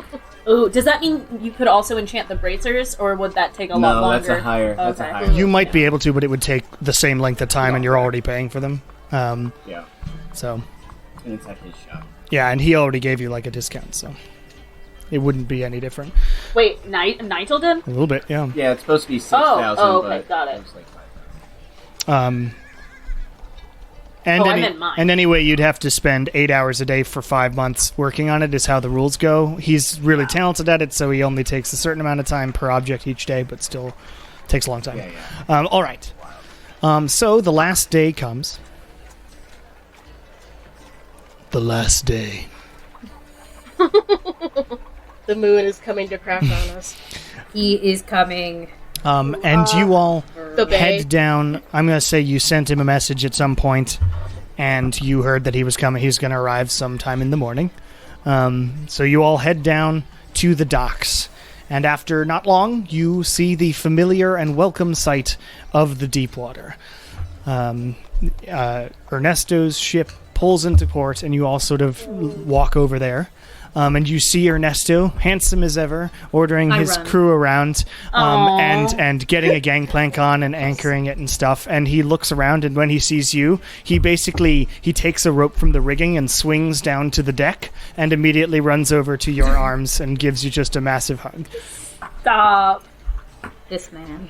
Cute. And he's like, "I'm very glad you're all right. It's God." And he is extremely happy, obviously, that you are here. The rest of the crew unloads some stuff and takes on like more cargo, which takes like a couple of hours. And Ernesto like tells you all, "Well, hello everyone. It's been a little time. Whenever you're ready to set sail, where are we headed?" Midship Island. All right, I can pick up some rum while we're there. Well, all aboard. Let's get this show on the road. And you head onto the ship. I shake Nigel's hand, and I get my bag from You him. get a bag of holding. And I wish him well. Thank you for everything. Add the bag of holding. Cool. So you have a bag of Yeah, holding with the bless. group now. Nala, since you have it, it's up to you to keep track of what's in it. I will. You should add all your custom items as custom items, and then you can just use your notes for bag of holding stuff. Yeah. 'Cause right now, No, there's notes to like my books. All right. All right. So you are on the Deepwater. It will take about 3 days to get there. And during that time, you can do whatever downtime activities you want on the ship. You can also help sail. But yes, so you are on the ship. You take off, you unfurl the sails, and you shove off and head out into the familiar Ventress Channel to a lot of you, as you have been here before multiple times now. And get going. You also know that you are headed to Abby, and who knows you're coming, but not exactly where you are. So that's just a DM hint. Yeah. Yeah, we, I we, figured I was gonna say call we her need to when reach you're out. muted. Yeah. Yeah, I was gonna say we need to reach out, but I've got dog noises going on. How long of a- Strata, it's good to see you. It's wonderful to see you as well. Yeah, have any fun adventures? You'll have to regale us with some stories. Oh, I would love to tell you my story. Shar by just chance, walks by. Ha! Fun. And just keeps walking. Do you happen to have our trophy that we left here last? Yeah, it's still in my quarters. Downstairs, underneath. I will. May I have it? Yeah, sure. And he sends like Alakian, who says, "Hello, everyone. Good to see you all again." Heads down, and Ernesto tells him to go get the trophy as Ernesto takes up his place as captain on the wheel as you set sail. Meanwhile, Drop our trophy into the bag of holding. Eomer. It's just constantly bouncing back and forth, but wanted to give you something to do during the... let me see if I can find... no. You're ready. I'm ready. No, not that one. How long did we say the boat trip was? It's going to take 3 days. Okay. Now I'm going to give you 100 gold to make me 1 fire arrow. Okay. And I will do that other than my duties with the captain as gunnery. I'll help Shar. Okay, so you're not like just creating it out of the gold. I'm going to say you bought the supplies with Char's money back in Arcala. What are the supplies that you need? It's vague for this. It's just material components that are necessary to create an enchanted item. Can we just buy a bunch of them, maybe? But they are How for much did you specific say? stuff. Yeah, and you can buy however much you want. Okay. Then I will buy. I'll buy 1,000 gold worth of materials for Nala. Okay, Invest in 10 fire arrows for myself. cool. So you buy that, and Nala, you have the ability to use that, but you are paying that money. You don't get it. Yeah, it's just Yeah, the yeah, materials. I'll add that into my other possessions, 1,000 gold worth of enchanting materials. 4 fire arrows. Yes. 4 fire. Slash bolts. Yes, for your bolts. So same thing. Okay, so anyway, back to Eomer. You are in a weird pirate camp in what seem to be these ruins in the mountains. You walked for like 2 days, marched basically, a forced march west toward the mountains. And you eventually arrive at this sort of area of a bunch of ruins. This music's just not right. I'm sorry, I know you can't hear it, but it bothers me. There. That'll do. So, in this ruins in these mountains. And the Rustbeard's crew that is with y'all in this area is basically 40 people. They left most of the people back in the city in order to keep it under rule by Rustbeard's crew. Rustbeard and the other members of his like immediate crew are often around this camp area, but some of them make trips into town every once in a while. On this day, you are in one of the 3 cages holding Abby Ashmore's crew. There's one in the center. It's up on sort of a raised sort of catwalk area, like 20 feet in the air, and you're in a cage that they have set up here. And then along the catwalk, there's another cage at one end and another cage at one end. And this section of the mountains is sort of a U shape, a wide U. And so you're smack in the middle with Abby and some other members of the crew, while the rest of your crew are split up between the other 2 cages. Down below, you see Rustbeard's main tent in the center area. They've got multiple fires. They've got a bunch of tents for all the other members of this crew. They've got like supplies and whatnot around as well. Give me 1 second to read what I'm talking about instead of just going based on memory. And there is one sort of meeting table that the main members of Rustbeard's crew seem to be using. Every time they have a meeting, which is like basically on a schedule, it's like at 11 in the morning every single day. They have a meeting. Rustbeard brings out some mysterious sort of papers from his tent. They pore over them, talk, and then go back inside. Please make a perception close enough check. And Abby's like, "Can you hear them? What are they talking about?" 22. Great. So what you hear is, all right, I think the thing is here.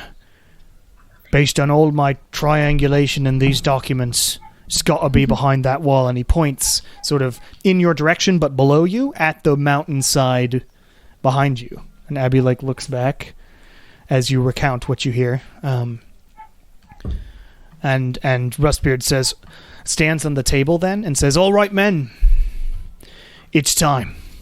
We have discovered the location, and we are going to find it. Get digging, boys. Dig, boys. Dig. Mine, boys. God. Mine every mountain." But they bring out pickaxes and whatnot and start just going to town on this mountain wall, this cliff face. And they start digging this hole. And over the next while, they dig deeper and deeper into this mountainside, searching for something. Abby's like, well, clearly the ulterior motive is something behind that wall, I'd say. Any ideas, first mate? I didn't hear anything when we were walking, but am I able to see any of the documents on this meeting table? Make another perception check, because now you're just trying to stare. And you're trying to catch it before he puts them back into his tent, too, so it's pretty difficult. 20. 20. I'll give you that. So you look down and you peer with your special eyes, and you see on it, on one of the documents, as Rustbeard furls it up, it's sort of a diagram of a ship, and then one part of the ship, which seems to be some sort of cannon, is expanded on another side, and it's got the side view and the front view of this massive cannon. All right. So, I don't know exactly what, but I think they're looking for a sort of weapon. Always has to try and fight back against my rule, I suppose. He always wanted to be master of the seas and everybody around him. Well, Wynn and his group should be arriving some point. I'm not sure exactly where they are. I'm hoping they'll reach out.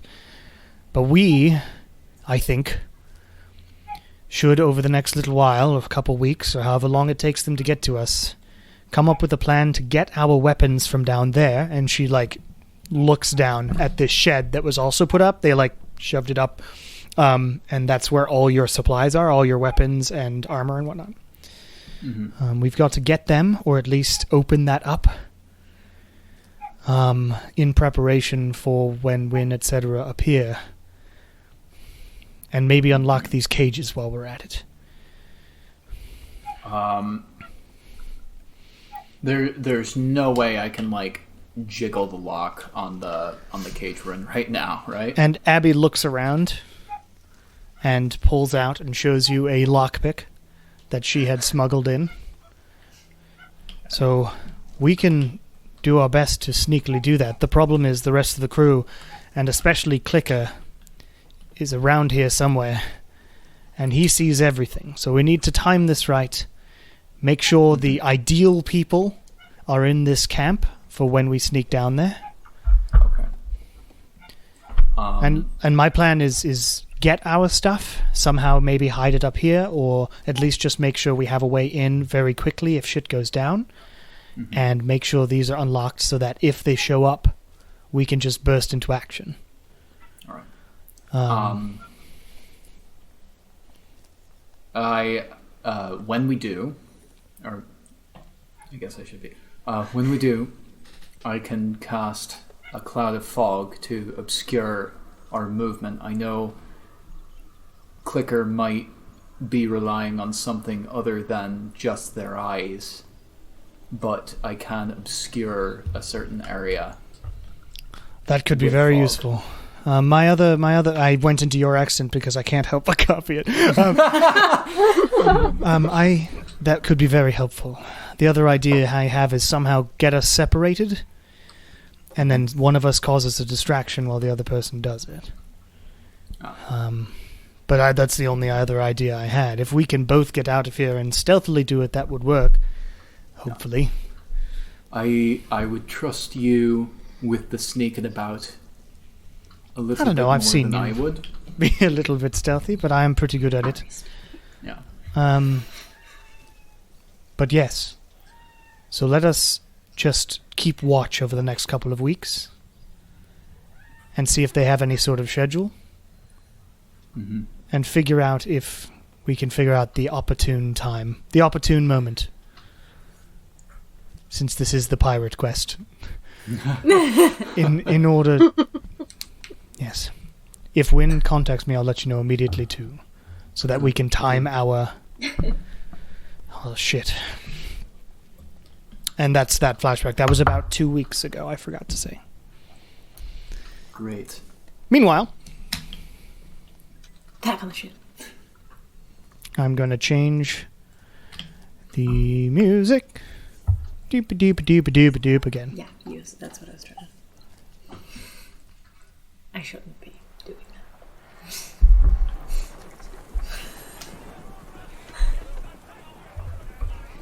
You are on a ship. I'm on a boat. Motherfuckers. Yes.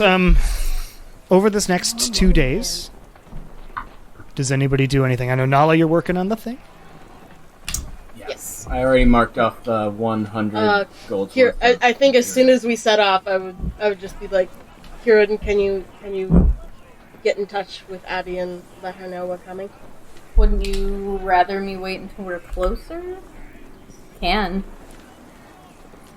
I If mean, we have a couple days, you might as I well would like follow to up with her. just sort of give her a heads up if at all possible. Sure. We wait. What do you want me... Odds are we're gonna run into some resistance on the way in. Yeah, what do you want me to say? We're 3 days out. What do we need to know before heading in? And very important, is he there? Okay. So I say that with a howdy Yep. at the beginning. Obviously, classic. Obviously. And you hear back. 3 days. Good to know. We will be ready for you when you arrive. Walk west towards the mountains. And yes, of course he is here. To which I tell Quinn. Do I want to know who he is? Do Or you? is that a fun surprise that I get? Oh, I'm asking you, bud. Pal. Homie. You hear from the sword. Remember the lies conversation? God damn. Hey, All right, point taken. Point taken. Kieran, you just heard, or you saw Wynn like put his head in his hands and say point taken to no one. But everything's fine. We're all doing fine. It's fine. Yeah, do we want to have like a team powwow or something to discuss the plan? I guess Or what so. exactly we're doing? Okay. Do we even know what we're doing? Do You we gather- know what? I mean, what do we know what we're going into? More. Well, of? that's why we're Yeah. quartering Wynn right now. Yeah, oh, Again. Jesus. Yeah, What did we're I not do? giving you the chance to keep us you in the know dark again. damn is we're well doing. what you did. Emphasis on the damn. What did I do? Oh yeah. All right. Oops. I assume the Captain Estrada is familiar with Midship Island as well. he is currently at the wheel, wheeling. Well, why don't we talk to Wynn, have our team meeting first, and then we can go talk to Ernesto. Of course. You gather, Okay, I'd say, somewhere Yeah, on the Wynn, what are we doing?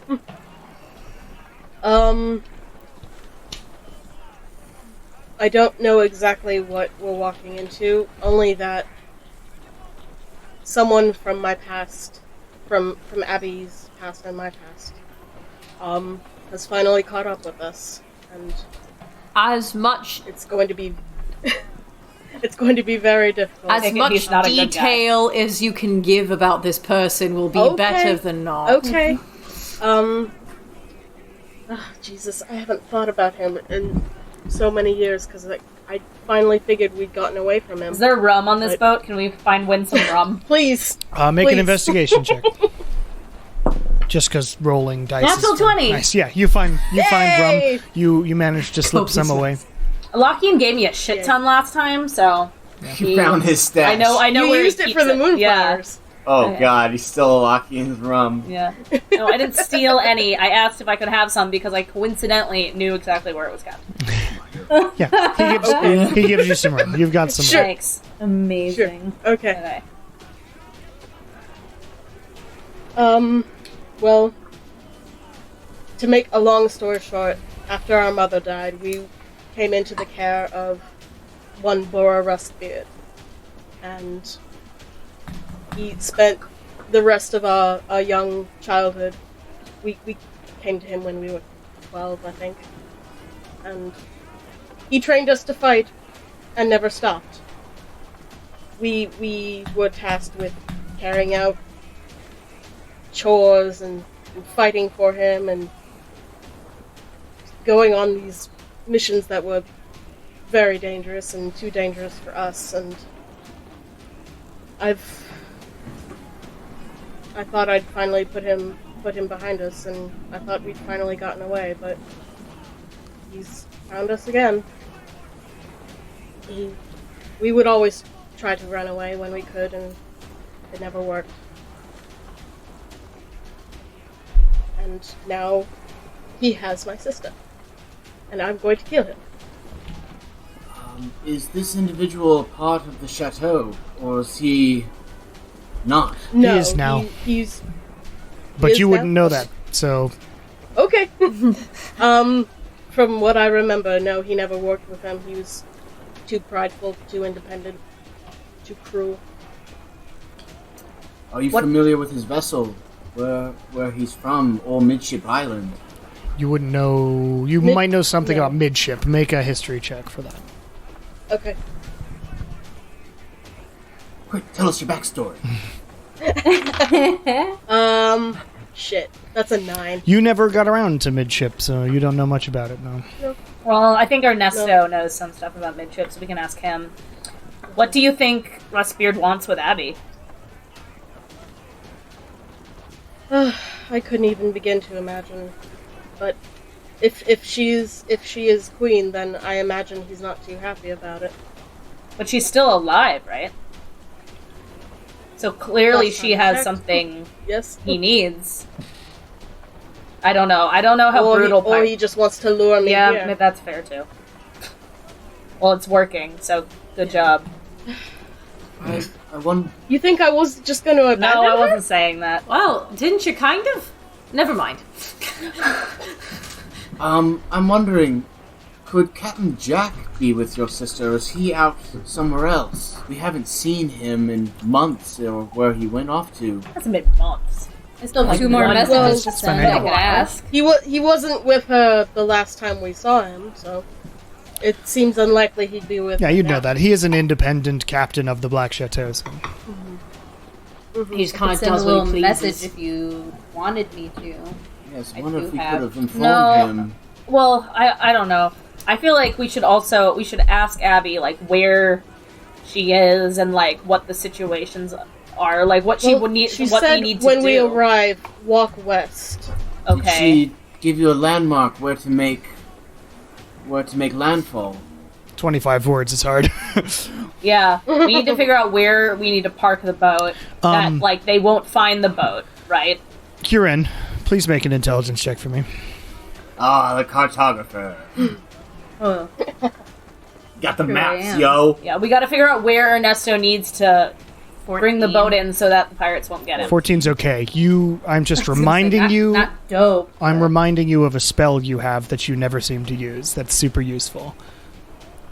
You pronounced it shit. wrong the first time we said it, and I laughed Pronounced about it it. wrong. the first Shit. time. And now I can only think But of it's- how I said it the one time. It's What spell? It's scrying. Scrying? Oh yeah, scrying. Could do that. That would be Scurrying? useful. What does it do? You know this Allows you to necklace see we yeah. have on you. Yeah. It means Well, that I don't Kieran have can't it- do that to you.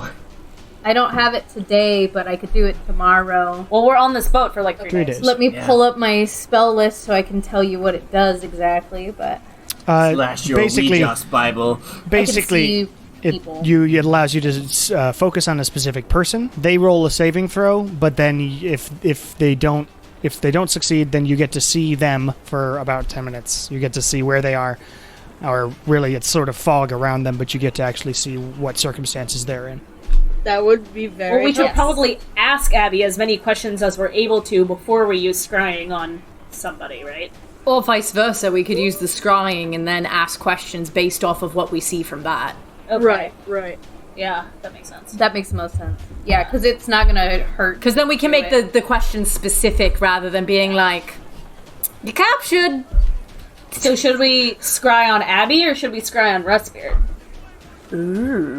Oh, we. Por I don't que know. no los dos? Kieran is familiar with Abby because he knows what she looks like. I don't know what Rust. Do you know? Do you what have to Rustbeard know what they looks look? like? Is it like message? You have to be familiar with them, and the DC is harder if you don't know them, or don't have something of theirs. Do you have anything of Rustbeard's? You have something of Abby's. Yes, I Yes, do. we can scry on Abby. Yeah. Rustbeard, you Yeah, wouldn't just have like anything of the his, but you are connection. familiar-ish with him, but not. It would be a tough DC. Yeah. Well, because like for every like connection to that person you have, it lowers the modifier for saving throw for them. Yeah. And it's specified. So whatever you have of Abby's. What do I have? You have something that you got earlier in the campaign. Is it the letter? Got that letter. The letter, yeah, I was gonna say the letter. Possession is -4. The save modifier. Nice.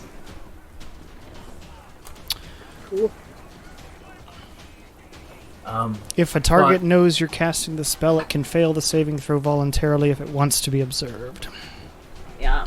So we should probably tell Abby that in a message or a sending. For the knowledge of the person part, where it says second hand you have heard of the target or first hand you have met the target, since I've sent her several messages to And you know what she looks like. As 'cause us I having met. disguised myself to look like her. Yeah, we got that. No. No? But you know of her and you've heard her voice, yeah. But the other thing is that this technically needs a focus worth 1,000 gold. But if you want to drop another 1,000, you can use the spell, and I will say you bought a crystal ball or something. Or a mirror. Why? And I then just if I buy a crystal ball, can I then use it? Does it break after every future time? use. No, it's just you have to have it. It costs money it's like one a time. focus. Okay. Okay. Can I yeah. ask what Then we I think will this is absolutely buy a focus. Okay. Why? What is this going to tell us that sending won't? It'll allow you way The more specific information. layout.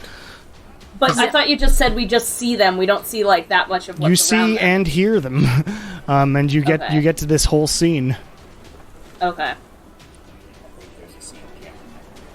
I haven't actually, but it's not the point. The point is that you get to Oh. literally see everything, or like, Okay. yeah, it's a. You can see and hear through the sensor, which appears within 10 feet of the target, and it moves with the target, so you can see around it. Okay. For how long? 10 minutes. 10 minutes. Then maybe we send Abby a message as telling her we're going to try and look through her and when would be a good time to do it, maybe? So that way, not only can she voluntarily choose to not make the saving throw, if she's like if Rustbeard's going to come talk to her at a certain time, or she's like, oh, I'm going to do this at this time, then that would be more helpful than just if she's just sitting in the dark or whatever. Okay. Smart little Okay. star. Yeah. That'll work. Yeah. Cameron, is it just the crystal ball that I add? No, I mean, this is not... So a crystal ball is a specific magical item. Just add some sort... It can be a mirror, it can be a bowl of holy water, whatever you want it to be. That's flavor for you. But it's 1,000 gold of a focus that is used in sort of scrying. Okay. It can be Galadriel's mirror if you want it. Do I get a cool vase to pour water into it And with do if this. Oh no, sick. it comes out of your coat staff. Yeah. It would be the vase that's worth the money, and then you pour the... Yeah, right. Yeah. Cool. Figure out how you want to do I'm gonna do it. Galadriel base. Okay, cool. Things Incidentally, in real Kieran life for pagan It's shit, I all really about want one of those. drama. All right, so what's happening with what order of what are you doing? Another sending. So, yeah, we'll send her another message. Okay. Let me think. What are we saying? That's less than 24 words. Okay.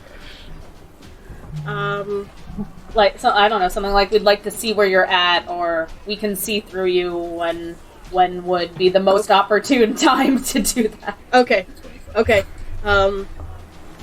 We can try to, or not. We can't try. We can see where you are.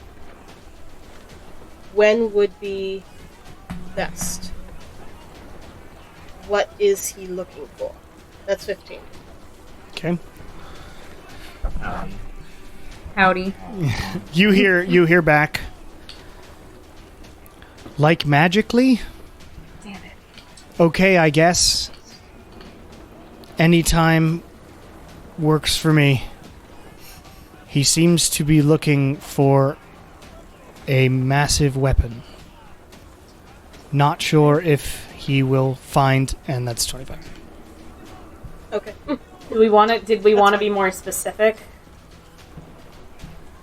I don't know how much being more specifics would. We would could do say anything. something Well, she like... just said any time, though. We could say something like, at this time, cause a commotion, draw attention, try and see if...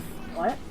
If we're trying to overhear something of importance, we have to draw that important thing to Abby. The only way to do that while she's in lockup is for her to cause an actual scene or commotion, to draw either a guard, or possibly an officer, or anyone of a higher rank to actually engage with her. My whole thing is if we use my other sending, that's the last one for the day. So if we need something explained from whatever we see, we won't be able to ask her until tomorrow. Which by tomorrow might be. This is still the first day. Yeah. Okay. So you don't have scrying Alright. yet either, anyway. Yeah, I don't. So we could message her one more time. Yes. I think we should elaborate what you meant by look at her. Okay. And tell I don't know. Okay. Yeah. One more. Just say, we need to know how we're preparing for coming to where you are. Defenses, numbers. What would be the best way to... I think that's over 25 now. Is it? Okay. But Kieran, do you send that message? Because that wasn't what you were planning on sending. I didn't think so.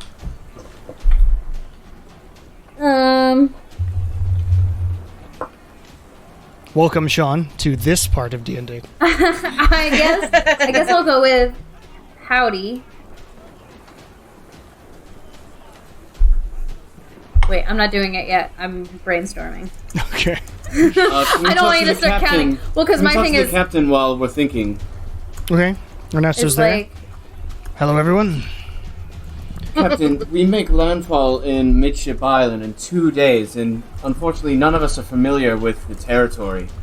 Do you happen to know of any locations of interest where individual of power might hold a high priority captive?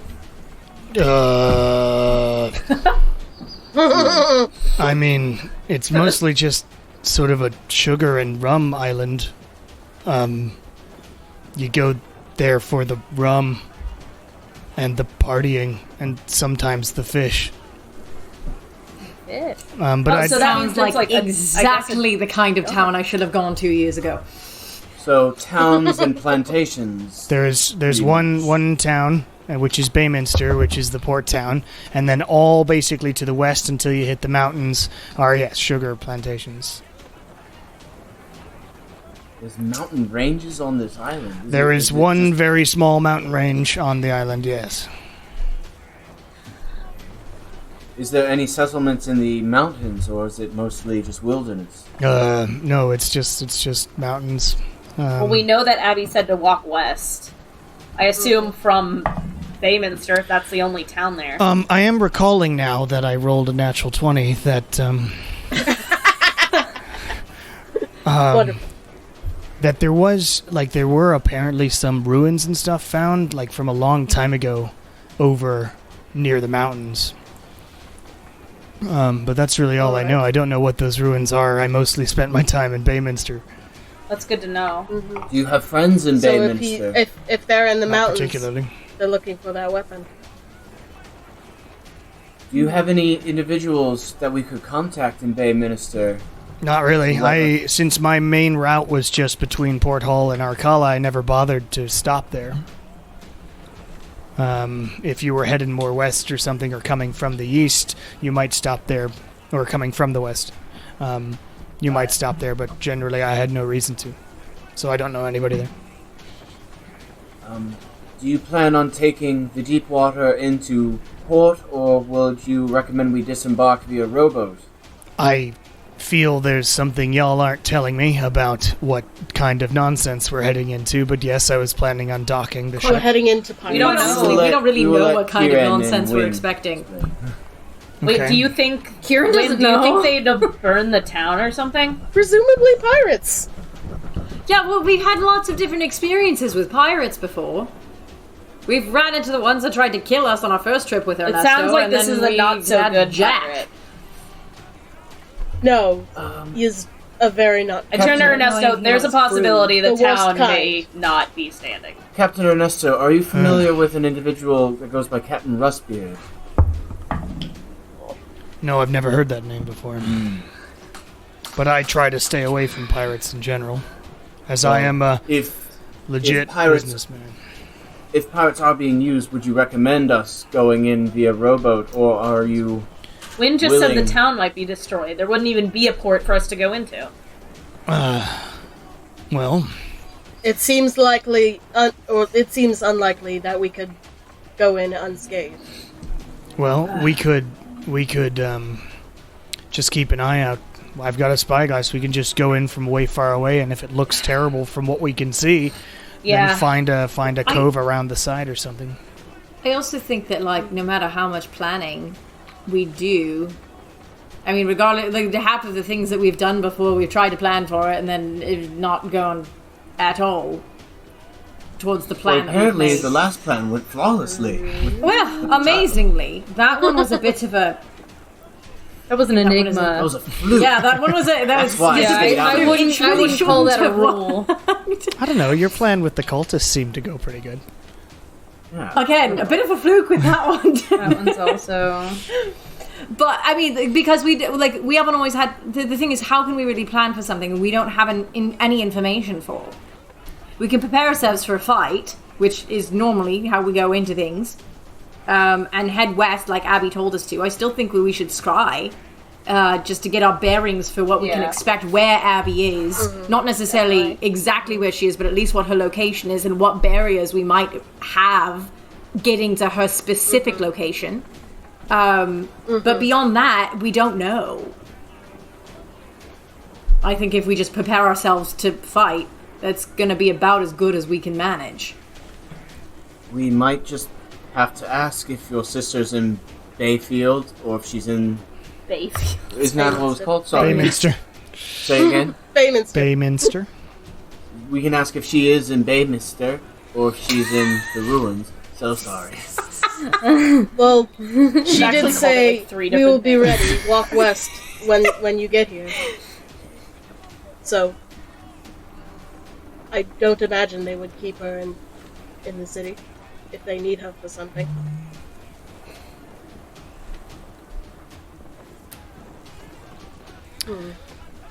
Okay. Well, thank you so much, Captain, for the Ah. information. No worries. If anything, I actually have to go down and start enchanting an arrow for Shah, so Okay. start doing that. Cool. Alright. So, that day happens. You have a plan to scry on the next day. Yes. Meanwhile. This is just a game of meanwhiles. Meanwhile. This is the jump cut episode. It really, really is. Yes. Eomer,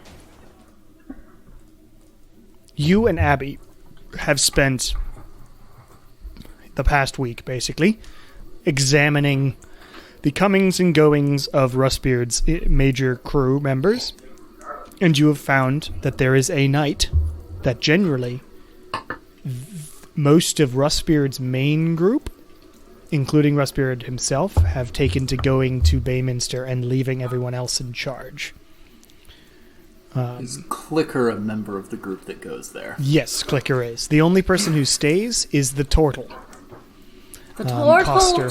Coster Lore, who is this gruff, gray-skinned turtle dude who is older and just... He doesn't seem like the kindest of men.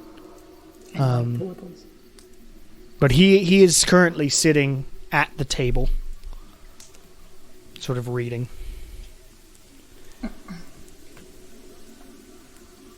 And to give you a idea of what it looks like, would you mind opening up Roll20 for me? Just Sean. Launch game. Yeah. I mean, are you using the same account? no, yeah, it's just on mine. Good. We have no way to double up Roll20. Hold on, let me just... Oh, God. Okay. So you are Please don't... here. Hold on. Okay, cool. And don't ignore all the other people on here. Coster is just at this table down here. Rustbeard's camp is in the center. The shed, actually I'm going to put him here facing away from the shed. The shed is here, where it looks like a shed. Mm-hmm. And you're up in this place up there. Currently, there's like 2 guards on the catwalk that keep walking back and forth slowly. Sometimes they'll stop. One of them gets out a pipe at one point and starts smoking that, and doesn't keep walking. And Abby turns to you as you're all supposed to sort of be asleep, but whispers, "I think now's the time. Are we going with distraction plan, or sneak out plan, or some combination of the two?" How far away is the shed from our cages? Just so feet-wise? you are. So here, it is. There's a door on the front of it. You have to get down the ladder, which is 20 feet, and then it's about 45 feet. Okay. Maybe 55 to the shed. Mm-hmm. Okay. But this from here to here, at least, is within 20 feet. Because, I mean, if one of us sneaks out and then finds a place to hide, and then somebody causes a distraction, one of us could get in there and out and at least get our stuff. Yeah, I like the idea of the distraction first. So I say that you cause we both get out of the cages. Okay. You cause the distraction, and I get into the shed. Okay. I'm not sure I should leave the cage if I'm causing the distraction then. Okay. Good idea. I mean, I do trust you as you are my first mate, but because maybe so I can do the lockpick thing. You can head out and down and try not to be seen by Costa there, and then I'll call for Rustbeard or call for Costa to get him up here or something. Just have it out with him like I did on the ship. All right. And then you just have to get in there. You know what my bow looks like? Yes. And my armor, and you obviously know what your armor and bow and shit looks like. Mm-hmm. I'd be really worried if you didn't know what your own things look like. All right. My intelligence score is very low, so. What's an intelligence score? I have approximate knowledge of many things. I have approximate knowledge. Yeah. I have good situational awareness. All right, so you wait for sort of an opportune time as the guards sort of are on either end, and she takes out this lockpick and reaches her hand out and... Damn it. I haven't done this in a long time. Chink. And it pops open. Quietly. Go. All right, so I go down the ladder. Okay, make a stealth check. Yes. So you're gonna want to go to your abilities, or sorry, your skills, and then it's alphabetical. Except roll 20 is being real dumb. Roll 20 is being very dumb. There we go. All right. 17. 17. Okay. And as you do this, as you head down, and Abby waits a little while for you to get off the ladder, you head over behind this tent here, which is down sort of around there, and hide behind it. And Abby goes, "Oi, Costa!" That's not her voice. "Oi, Costa! How's that book? Us up here, bored in the dark, could really be using some entertainment materials. You know, there was a time when we were friends, you know." Costa sort of looks up. "Shut up, Abby." And I'm going to him at disadvantage. 2 10s. Can I And cast sorry. go ahead. What are you doing? Can I cast a spell real quick? Yeah, sure. Yeah. Like to Are you cast attacking the darkness? silence. Okay. Where would you point to her, and I can click it? Halfway between the tent and the shed. Like here? Okay. So you've Yeah. cast this silence, so it's like here. So in the middle of the tent and the shed. So what's the radius in silence? 20 feet. Okay, cool. So you cover basically the tent area and around the shed radius. Yeah, so like that much. You get all of it. Yeah. And Coster stands up and doesn't see or hear you. He would have, except that was a clutch spell, and heads over to the ladder and climbs up and says, "You know what, Abby?" Or, "You know..." What voice do I want for him? "You know what, Abby? I have dealt with people like you for a long time. After a while I agreed with Rustbeard, and I think that you and your brother and any bullshit you're bringing to the Black Chateau should be gotten rid of. Hell, why he hasn't killed you yet is beyond me." And Abby says, "What happened to you, man? We were friends for a while. You are an entirely different individual now. And if that bastard can get to you, you're obviously just weak-minded anyway." And Coster reaches through. You duck around and you head off, but you look up in the catwalk and you see Coster just reach through the bars and just grab Abby by the neck with his huge sort of turtle claw. And she's like, "Oh, it's going to happen sometime soon, you know.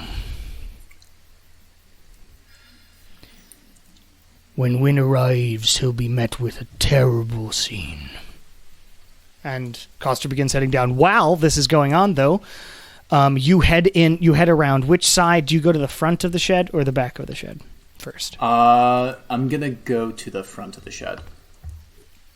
Head over to the front of the shed? Pinged, right? Hmm? I was making sure the front of the shed was where I had pinged.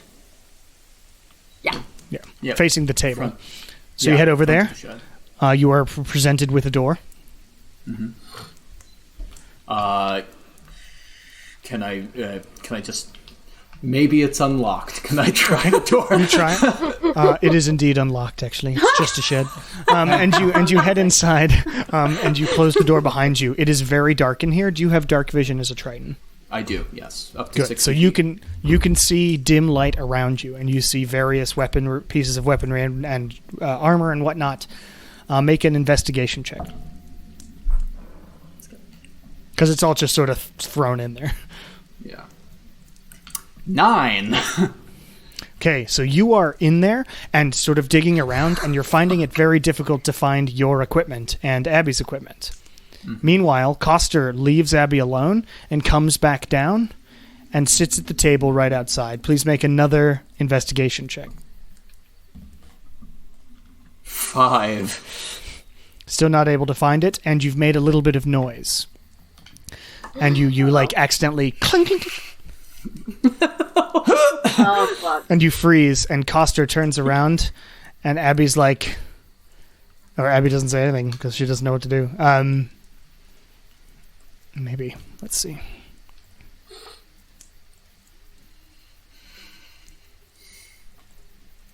Range 30 feet. And Coster like turns around to see the noise and walks towards it as a fire. Actually, I don't know if she can do it. No, it's too far. So walks over to the shed, and you hear from outside as the door is beginning to open. Please make a stealth check for me. Boy.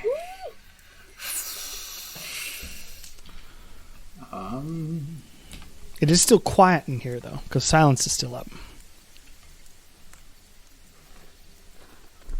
10. Oh, dear. God damn it. Coster walks in Wait, and if just there's still immediately looks silence, at you as you're trying to, like, hide yourself underneath some armor. Just caught with my pants down. Wait, question. Because- If it's still silence, how It is is there silent. noise? There was silence.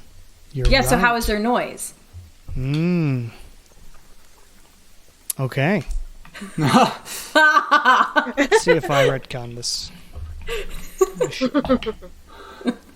Yeah, okay. So we retcon it because Clutch there spell. was silence and I had forgotten about it, and I apologize. So you knock something over, and in that moment you're like, oh wait, that's fine. And eventually it takes you a little while, but you do manage to find your gun, your hand axe, your everything, and you find Abby's longbow and studded leather armor as well.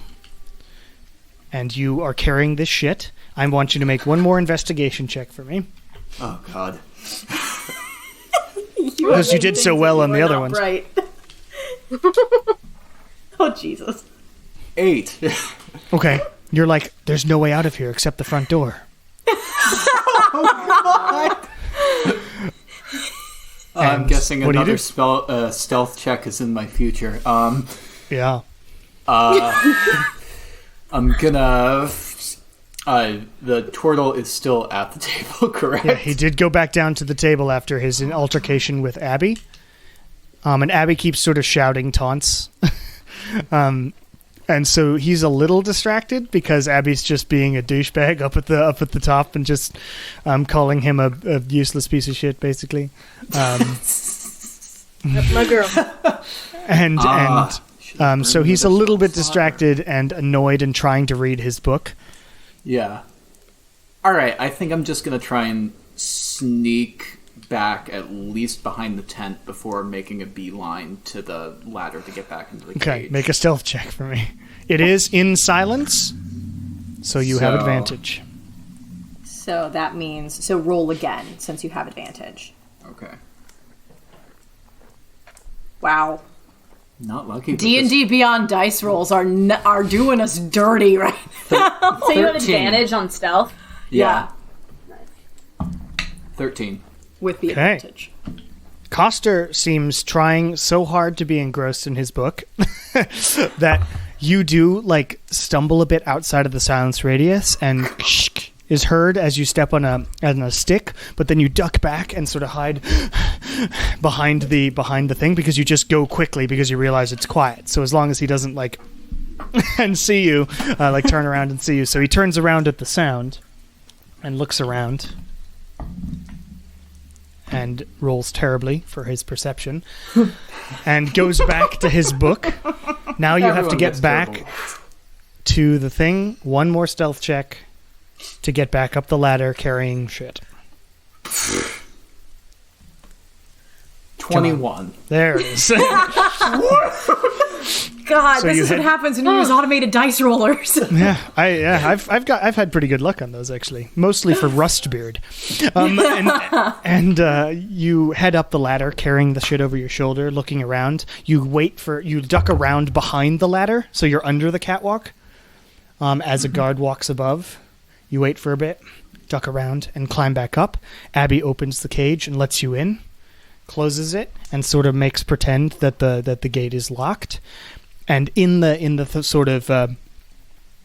cage, you have some blankets and things, and you find a way to make the place look like there are no weapons and armor hidden underneath the thing, and the middle cage is unlocked.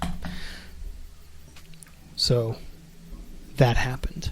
And Abby's like, good job. It was a little touch and go there for a second. Why does my chest feel tight? Because it was a little terrifying, and that man can blow you up with a look. But we did it. All we have to do now is wait for Wynn to call, and just time it out right. Mm-hmm. So let's bide our time, and be a little peaceful, alright? Right. Alright. Meanwhile... Meanwhile... God. That was You did it, buddy. Oh god. Yay! Thank you for reminding me that I cast that. Yeah, that was clutch. Do Tritons have advantage on stealth? That's dope. No, it was just because No. He's a silence ranger. Oh, cool. I didn't know that did that. Yeah. That's sweet. That makes sense. Well, it makes sense. I don't know if it's specific in the rules, but I mean, it Yeah. makes sense No, I because mean, you can't it be heard. makes sense. So back on the ship, it is the next day. And Eomer's timeline is now lined up with the real timeline.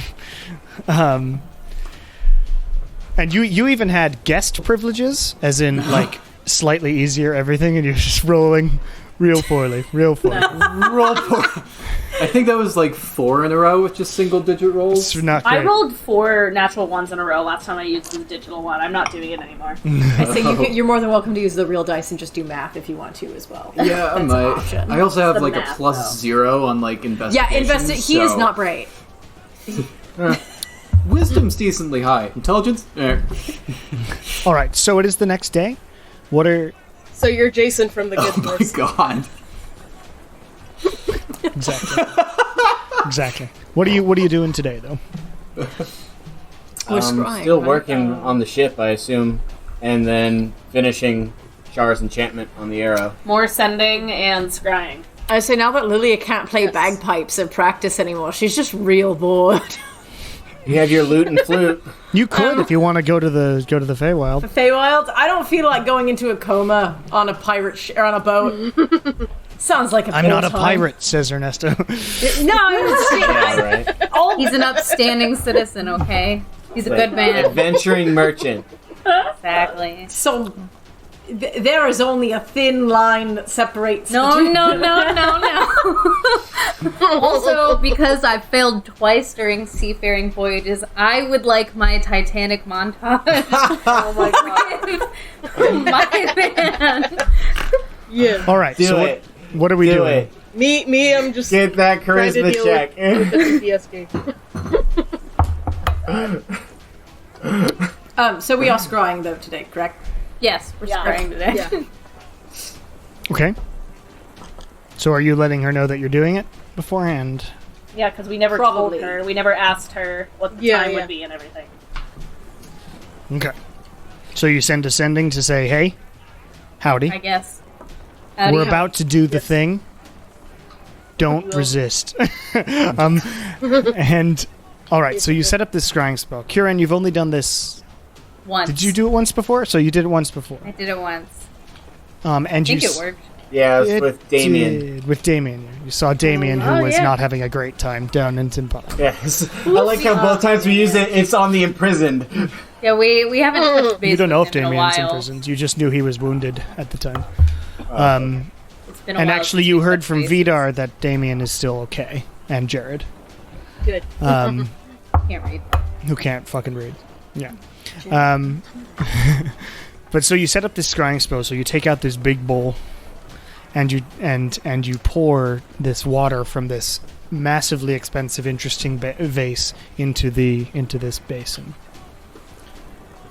And after about 10 minutes of taking the time to do the chanting, and using the staff to like swirl the water around so that the holy symbol is in it,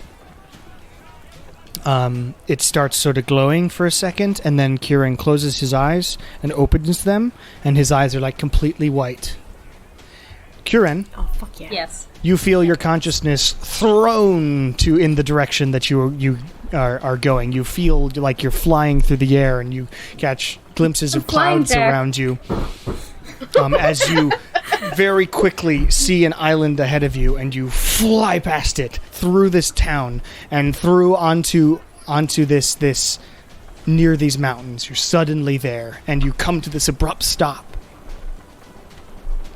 And you see before you a long brown-haired, currently quite disheveled woman, a half-elf, sitting there sort of cross-legged and staring out these metal bars, holding on to them and saying, "Hey, you shit!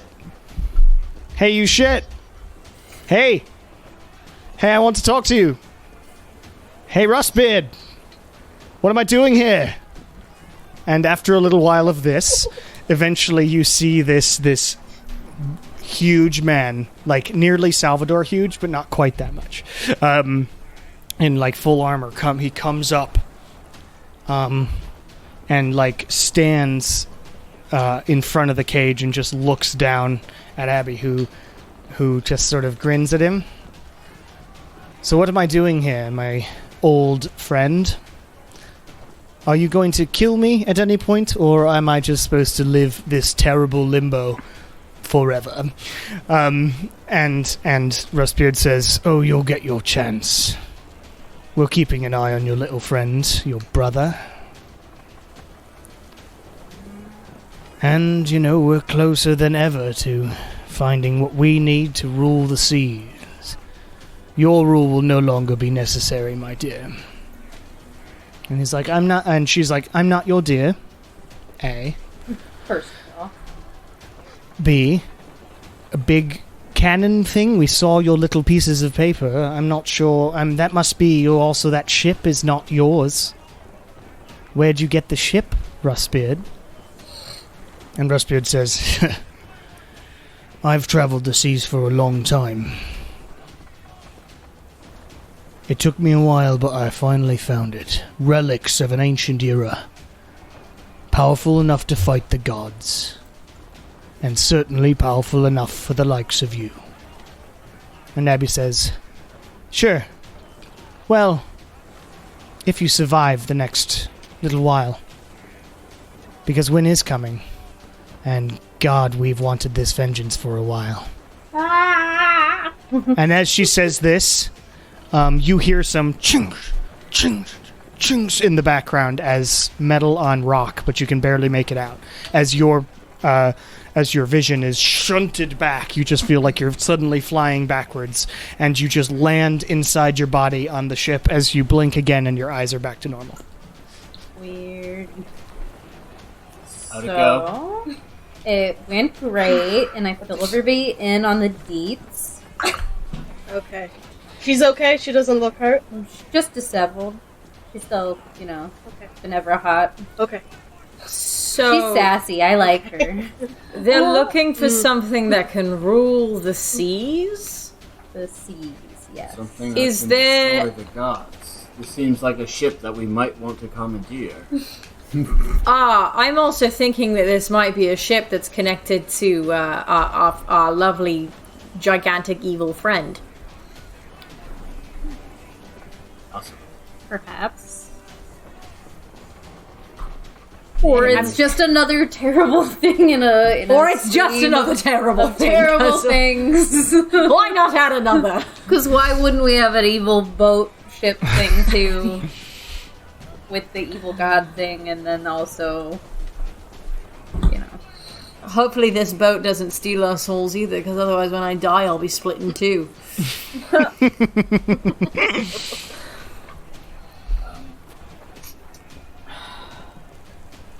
Okay. Well, do we know where she's being held now? Well, now I do, because I took my little spirit journey, right?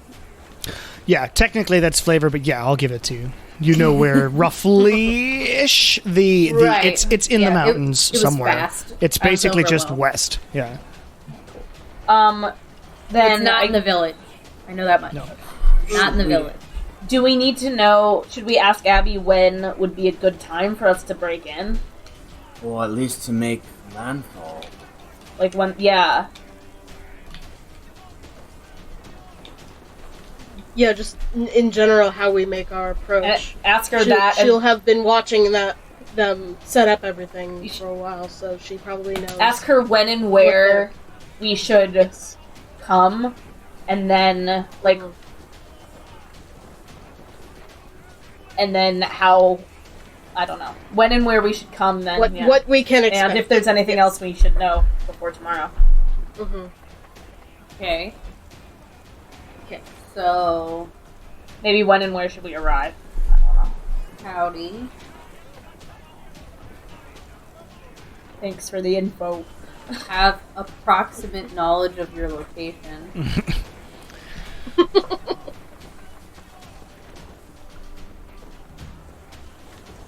What route should we take? And when would be the best time? Perfect. Okay. You hear back. There is no other route besides directly from the west. We are in an alcove. Delightful. Other than that, literally anytime, tell me when you're here. Okay. Kieran, when you were seeing Abby, were there any items or clothing that you'd be able to recognize if you wanted to do locate objects? Could you possibly recollect anything on her person that would be able to pinpoint her location more accurately?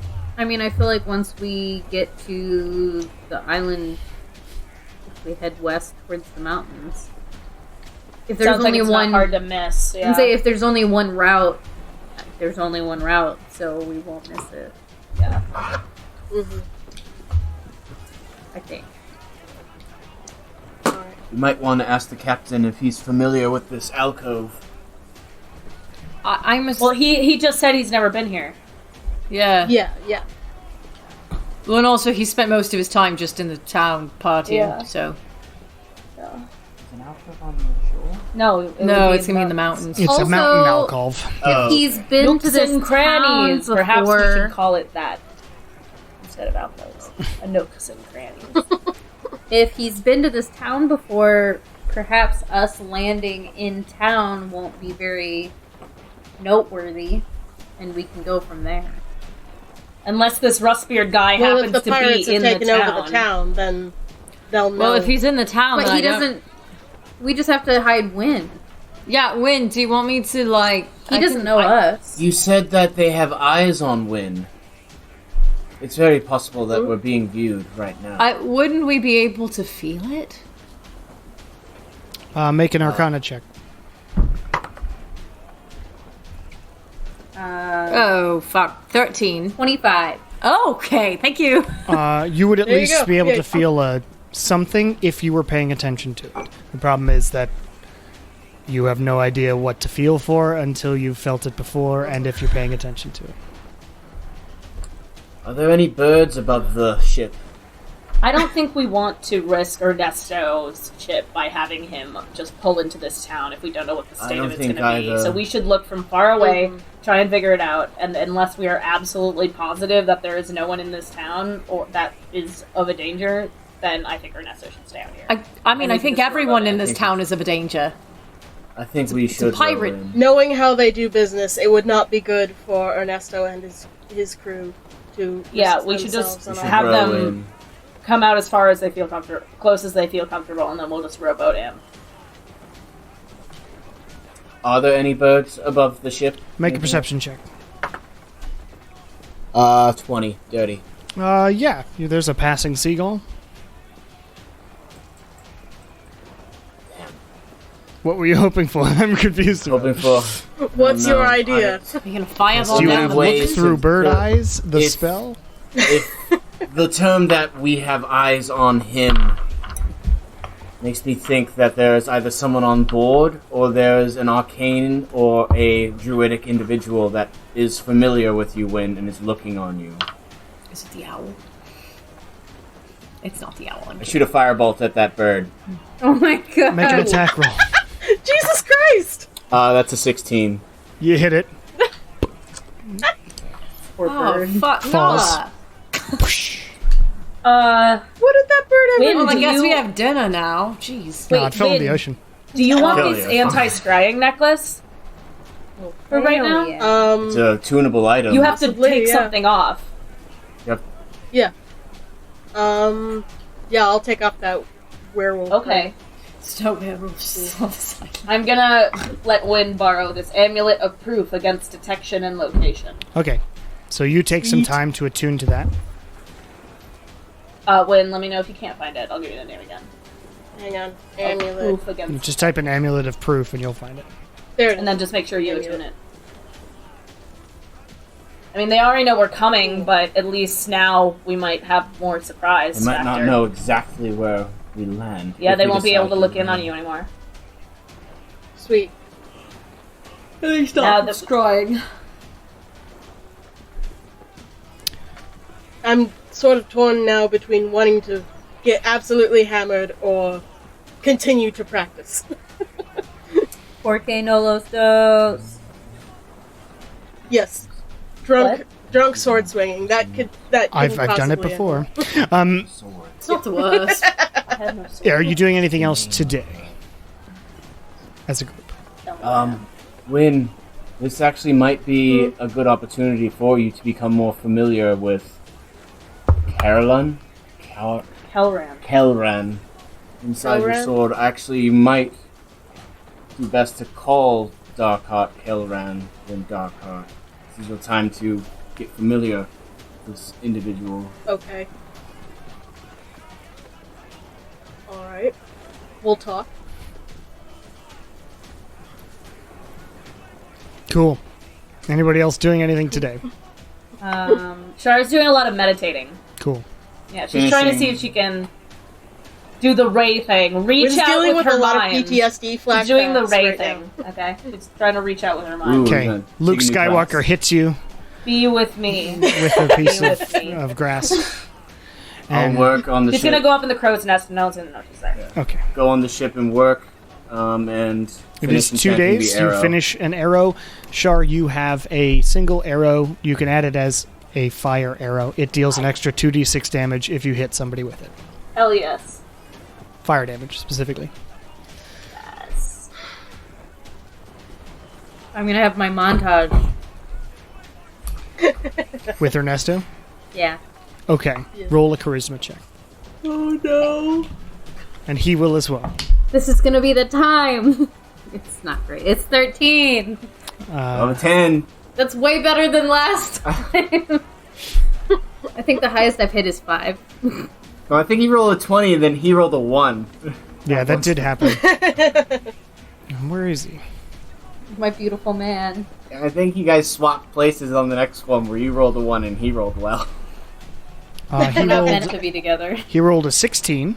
So Oh, you there we had, go. Oh my gosh. you had a much more sort of you understand each other type thing, and you were getting there before, just a more awkward way. But now you're much more comfortable with each other, and there is a small montage of Kieran and Ernesto having a good time, and That's sort of love, like baby. holding each other down in the when you're all drinking in the Oh. galley, being with each other in bed, and sort of working together and flirting on during the day. It is the evening, Nice. or It's a should we move success on to the story. next day? Yeah, I'll talk with Darkheart, see what we're how we're doing. This is I think like just as I'm alone getting ready to go to bed or whatever, just like This is what I was waiting for. This opportunity. Killing that man, right? Mm-hmm. It's been a long time. Well, provided you don't miss, I will be very pleased to help you. Don't intend. I wouldn't recommend missing, especially with that contract on your head. All right.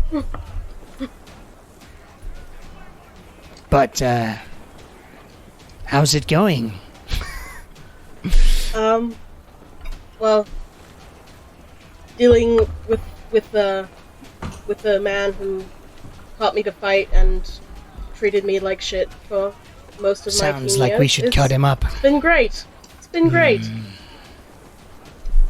I think we'll make an example out of him. Yes. Or, Justice is coming to him. yes. Like you always taught us. An eye for an eye. It's a standard phrase. We have it where I'm from too, yeah. So you're from Melbourne? No. I am from hell, though. Mm. I am what is known as a horned devil. Okay. Or I was. My essence now resides in this blade, of course. Don't know what happened to my body. What happened to get you where Many, you are many now? bad contracts. Which I didn't follow through on, and then Glacia being the prison lord, and often one of the main contract people, decreed that I should be used for some other purpose. That's rough. Yes, it is rough. But I make do by killing things that need killing. In effective ways. Provided my wielder doesn't miss. I won't miss. Good. If you miss. You already know what happens when you... Yeah, correct. But why? Bad things. Alright. That all I conversation got. happens. Y'all make it to the next day. Alright. Ooh, I should look at my spell list while we're... So pumped. So ready. I should look at my spell list. It is the next day. The day, as far as sailing, goes by smoothly. Oh fuck. Hold on. There we go.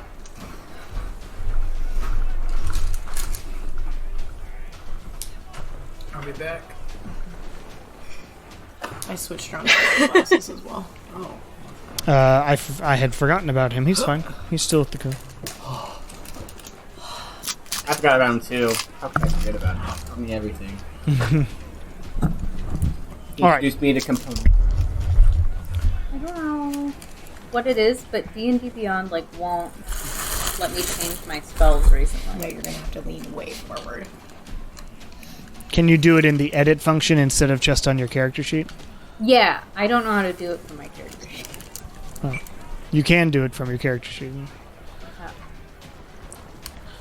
Yeah, every time I try to learn it, So It should be prepare, not learn.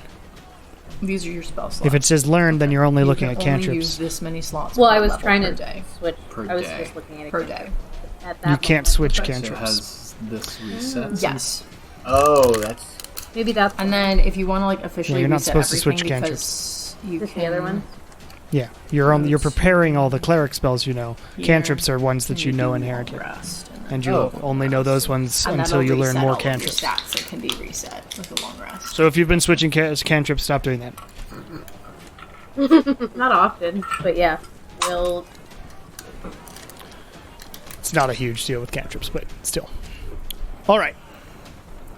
So the day goes smoothly, this final day. Does anybody want to do anything during the day, the main part of the day, before you see the island in the distance? Not really. going to be watching the horizon very intently. Okay, make a perception check. Elachian is also up there with the spyglass. I guess Nala hasn't also... I'll wait. I lost it. Wait. Okay, that was a 21. Okay. As soon as you see the island come over the horizon, you hear Elachian yell, "Land ho! Our Midship Isle is in the distance," and you also see it. And as it grows over the side of the horizon, as you get closer, you stay away from it because of what you talked to Ernesto about before. And you sort of go parallel-ish. Cat, shut up.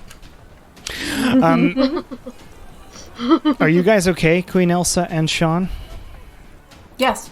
Okay, it's just you seem to be messing with something or whatever. I was just making sure. I have fruit snacks. Okay. That's what I'm buying. I have cheese. All right. So you see it on the horizon. Ernesto sort of comes up to you guys and tells Elachian to take the wheel and tells you, "Well, what's the plan?" Do we see another vessel out on the water, or it's just... Any others? Yeah. You all, as you get closer, see this massive ship.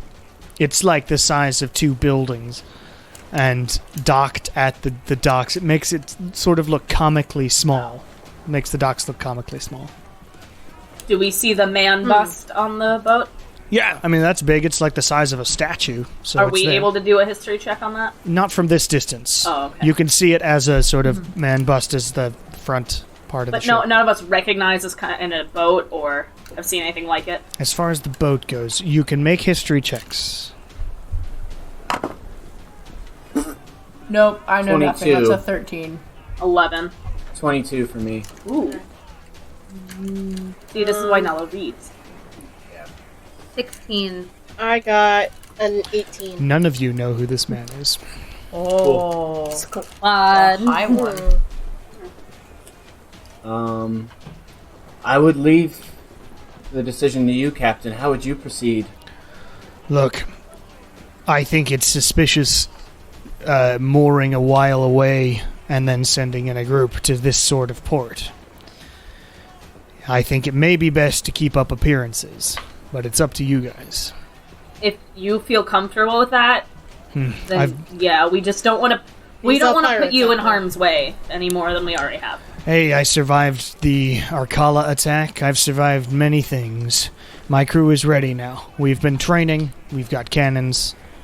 We'll be Well, fine. remember the code. If we fall behind, you dip out. Well, those are more like guidelines, if anything.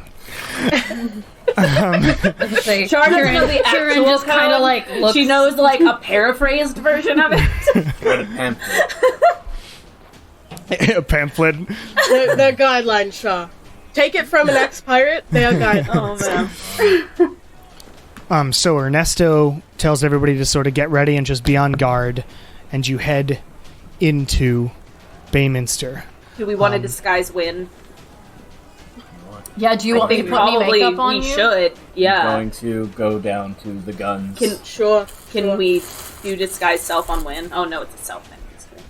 No, but I mean, I'll have just like makeup kits and stuff like that, so it wouldn't wear off after a certain period of time. Just, yeah. Okay, what should we is- make Wynn look like? I mean, if there's, I'm assuming one of the most discernible things about Wynn is the eye, correct? And the beard. And the beard. And the beard. Ooh, can And we the hair. shave you? And the body shape. Shave Wynn, the this beard. is for your sister. Absolutely This is not. for your sister, Wynn. Oh my god! Would Is there a picture of Bray Rust Wyatt? beard know Bray Wyatt you doesn't by have a beard nowadays, so actually it would work. No. It's very like trimmed close Yeah. nowadays. Oh, so it's all stubbled now. No, it looks Bray like Wyatt is. Oh, Yeah. okay. Oh But my Not me. god. Because he has to wear that fiend mask. I don't know how he That would does be it. so uncomfortable. Yeah. Wrestling and being all And he wears sweaty in like that thing, jeans you and don't other get pants it. like Well, that too, so he's not When was comfortable. the last time Rustbeard saw you? Did you have a beard when he left? I did Yeah, not. Okay, Oh, fine. But you said we also said he's been spying on you, though. Does that mean that may mean he may have seen you recently? So if we change your appearance from when we gave you the scrying necklace,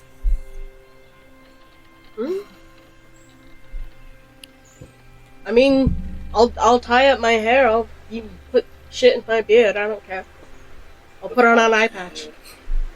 I definitely think an eye patch would probably be at least a little helpful. That will help you more blend in than have like the stone thing that you got going Ernesto says, we've got a bunch.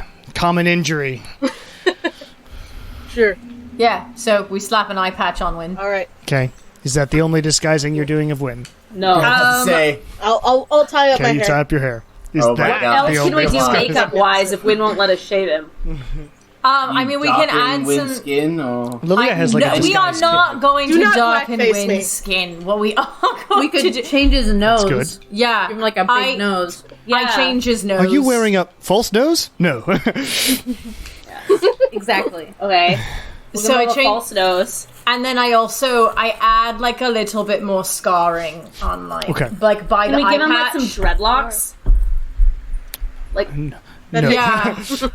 So I do like a double bit of scarring by the eye patch, so it looks like it came from injury rather than whatever It was the fuck injury, it actually but came yeah. from. okay.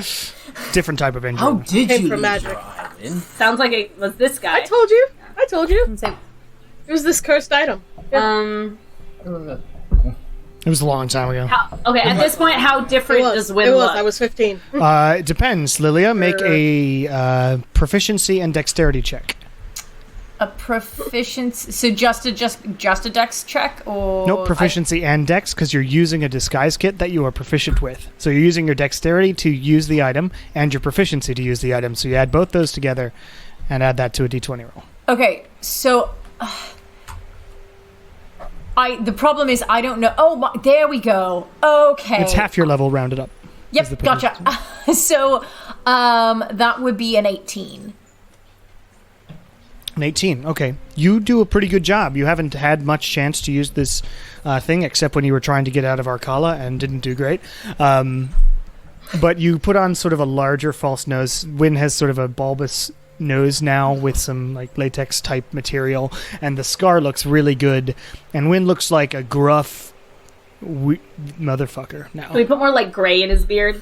Sure, Yeah, you can. so he You can looks sort of older, sprinkle just that. like He a looks lot older. Sure. Okay. Can I also well, never mind, no tattoos. I wouldn't know what to put as a tattoo Reverse that just might for men. be a signal or something. Okay.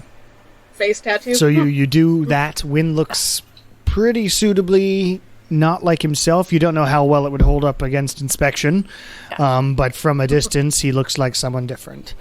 And you get closer to this place, this Bayminster, and you start seeing there's some burn scars and whatnot.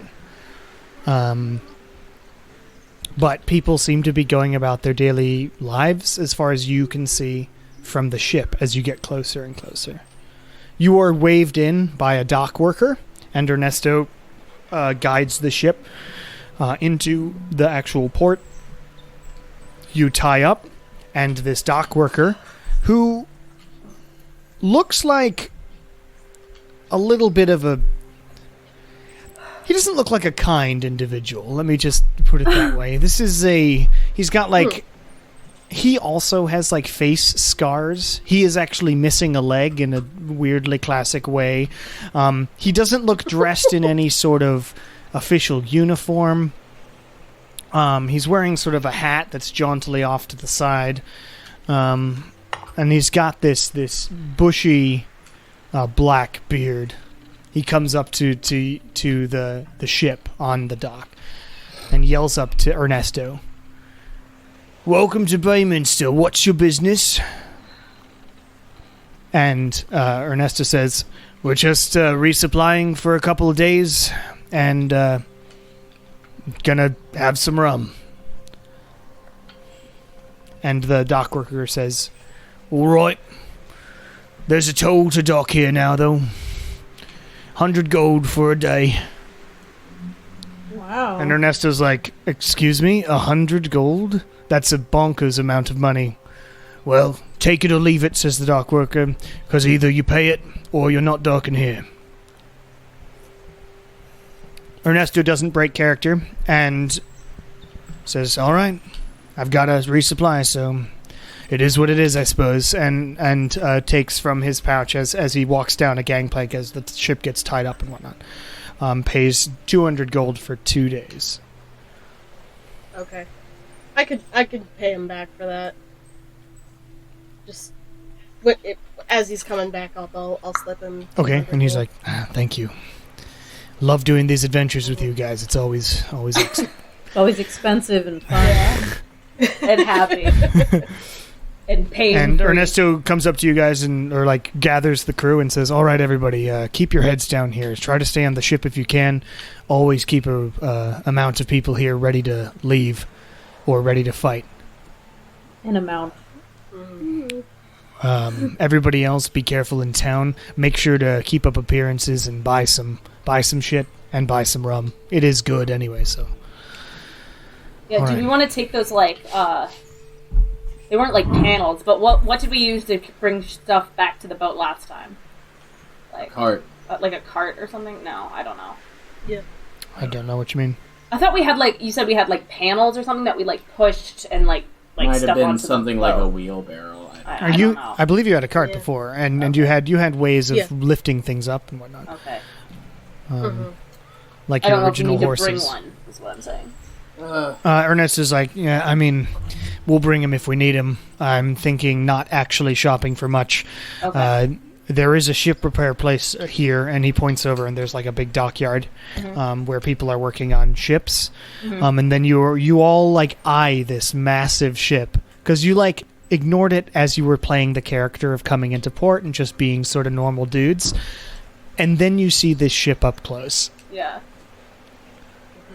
And it's on the other end of the dock from you, the other end of the harbor. And it's this... You don't even know how it's sailing, basically. Because That's it's how so big it is. Not that that's how ships work and cruise ships work, but you don't know that much about ships. And it's just basically a building that is on the ocean. And now you see the man up front, or the bust of the man. And you can make another very challenging history check now that you're up close. If Is you there a want. name on the us. ship? There is, which I have forgotten. Give me 1 second. It's called the Burning Moon.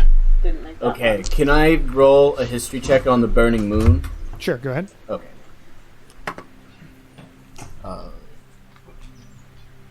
17. I rolled a 7. Yeah, on I'm that not history. even. Nothing's springing to mind Not about even this on the board. particular ship. 9. Nope. So you're in town, and you step off the ship, I'm assuming, and head into the town of Bayminster. It is if it didn't have the damage that it has, it would be what you would call a jewel of a city. It's so tropical, weirdly, and peaceful. You do notice that the tropical temperatures here don't make sense given how it's close to Arcala, Yeah. and whatnot. But for some reason, there's some mystical energy around this place that you feel. Tortuga vibes. Yeah, kind of. But it just sort of is constantly that nice. It's way warmer than it was as soon as you got close. Within 200 feet of the island, suddenly it was it jumped 30 degrees. You do notice out in the distance, you see through the town, you can see that there are just fields, which you assume are the sugarcane fields. You look around. There is a couple sort of general type stores. There's a couple rum distilleries on either end of the town, with just Bayminster rum and Jewel rum, are what they're called. So one's named after the town and one's just Jewel. You see a shop called Jamie O'Lean's Fishery and Restaurant, which is a fishery and restaurant. There is the ship repair place, and everything else is sort of houses. There are also 2 inns. The Rainy Deck Tavern, which is on or deeper into the town, and looks like a perfectly fine, serviceable tavern. And then there was the shipbuilder's pub back on the actual harbor, and seems to be right next to the shipbuilder place, like right next to the ship repair section or building. What would you like to do in the town? Was there anything we needed, or Yeah, do we have to do anything in the I town? mean, I guess we would mosey through shops, make face, but try and go Yes, keep west. appearance. Should we Try do and any, make like, it recon? seem like we're just Recon on what? what? Yeah, just You don't think they've noticed If- this giant ship here? if Rustbeard's crew is around, then yeah, Uh, we need to keep our eyes out. Everybody make it's just a. Okay, are you schmoozing? No. Oh, yes. Not Okay. really. Well, if we're keeping up appearances of being That doesn't mean we have We're to walking talk around. to anybody. Well, I mean, if people are going to give us stuff, though, or like give us information, we might. About what, though? Well, people. Just try to casually eavesdrop. Okay. I will We'll be walk I through will it. be People using stop my us to like talk. passive, like my lip reading perception. skills. Yeah. Let me open everybody's thing. I don't want to talk about my passive skills. I can't imagine they're great. Yeah, I feel like we should just mosey in the general direction of where we're going, but leisurely. Okay. You have good passive perception, Lily. That's nice. Oh yeah, no, that's because of a feat I took. Yeah. Oh, right. It's because of the Observant. observant. Yeah. feat. Okay. What's your passive perception? 20. Nice. Okay. Ooh, wow. Okay.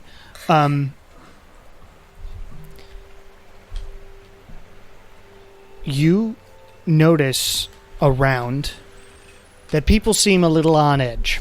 Unsurprisingly, there's also a large number of these sort of gruff-looking individuals, like the dude who hustled Ernesto at the dock.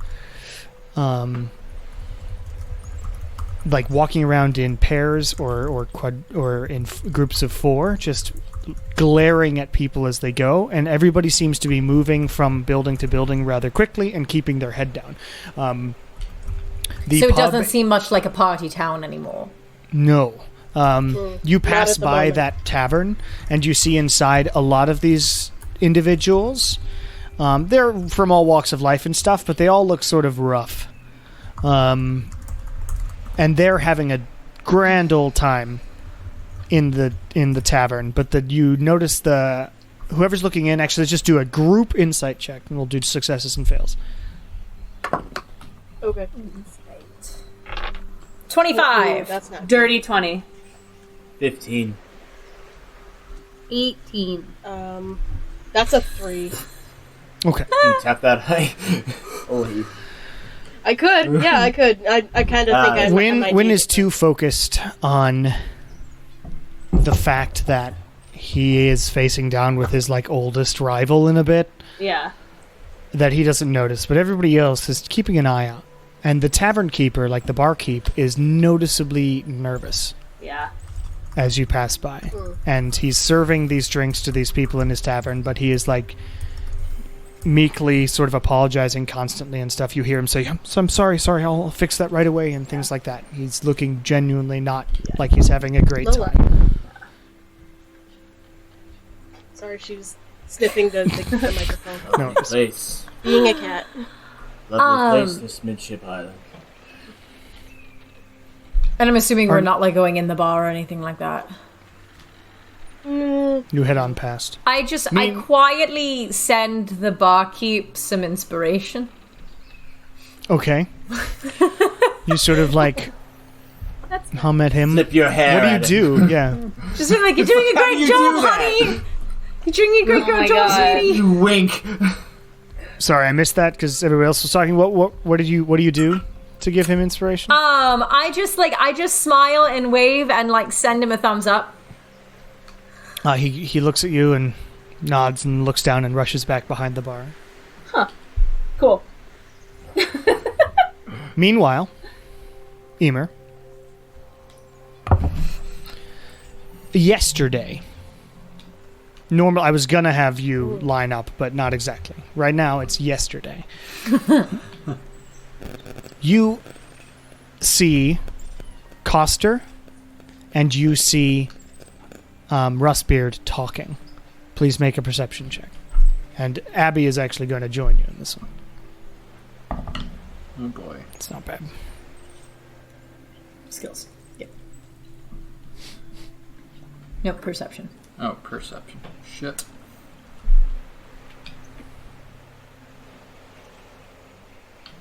$26. It's a natural 20. Nice. So you hear very clearly as you sort of casually lean up against the bars and listen down. I can't seem to see them anymore, Captain. Nailed it. I'm not sure, but I think they're pretty close. We should make preparations. And the captain says, well, you know, I'm sure things are moving forward on this project of ours. We'll just have to be prepared. I'll send Clicker into town for the next couple days. Fucking Clicker.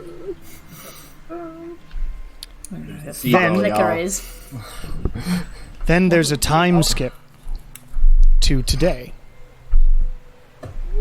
And Eomer, you see Clicker arrive back at the camp. And Clicker goes, they have arrived here. And gesture back to the camp. And Coster says, was you sure it was Wynn? And Clicker says, sure it was Wynn.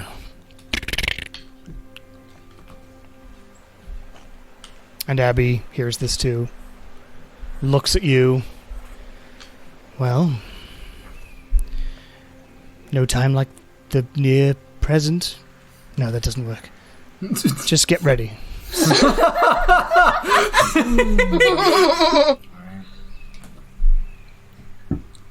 Fucking birds. No time like the near present. No time like maybe soon. So you head through the town, trying to act not suspicious, and you head out of town, west, through these fields. I would say, yeah, as soon as we're out of town, Kieran, can you let them know we're here? By the way, the reason you didn't notice Clicker at all is because he rolled a 33. On what? Yo, man. On stealth. Yo, Well, then. this bird can teach you Must be something, nice. Char. Oh my god. The highest We're getting I think learned I could by ever a bird. roll on stealth would be a 32. Yeah. Is the highest I could ever roll. So this bird's got you. Oh my god. Fuck. Awesome. Well, fuck you too, Clicker. Bird. Do you have a plus 13? Is that a plus 13? Maybe. Or more? Yeah. Wow. He rolled natural 20 again. Rad. Anyway, Wow. Wynn told Kieran to let Abby know that you were there. What you guys doing as you walk west? Sarah? I will let. You're You're muted. Muted. Oh. You're muted, yeah. I love your reactions. I guess I will send her a message. Okay, as Well- you're walking. No, I feel like we should wait until we're closer. So we actually see where we're going, and then kind of do You see the mountains in the distance. coming Since you come up with that and you say that out loud, Shar, make a survival check, just to estimate how long it'll take you. That's good. Good idea. Good idea, Shar. 15. I mean, based on the mountains, it's hard to sort of judge, but you're not bad at this. You would say you'd have to at least camp once. Oh, okay. Yeah, let's let her know in the morning when we're like, today is the day, be ready.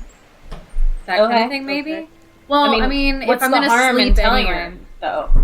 I think maybe we should wait then until we make camp so we can tell her we're in the mountains, we've made camp. Is there anything you need to add to our plan before we start making it? We'll be there tomorrow. Okay. Maybe?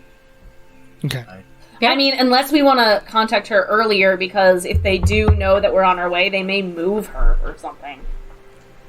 Or Yeah, wouldn't be bad to at least let her know that we've made yeah, why can't we landfall. just tell her we landed? Is Yeah, that we might want to let her know that we've made landfall and that we are on the island. unless I'm missing something? I just don't want to keep calling her because every time she responds, there's a chance that they'll notice her talking. So, Oh, I suppose. I assume she's quiet. But she hasn't always responded to us. Yeah. So there's definitely times when she can't. And I fully... so far she seems like she's got a good head on her shoulders to not respond when she can't. She's very smart. sure. Okay. I think it wouldn't be bad to at least let her know that we're here. Okay. So I guess And then we can also just ask her now. Just tell her we'll call her later, but unless there's anything... I don't know. Well, because if we're going to call her now, She said I she'd don't be ready. necessarily... If we're going to tell her that we're here and that tomorrow's the day anyway, I don't necessarily want to call her again in the morning because that uses a spell slot Yeah. that I won't have. Well, then let's just call her today, then, and then we can just tell her. It's Yeah. better if we're traveling today that you burn this now Yeah. than the day we're actually going to be entering. Well, that's what I was saying, is that I don't want to have to contact her twice. I just want to do it one time. So if anything changes between now and tonight... Okay.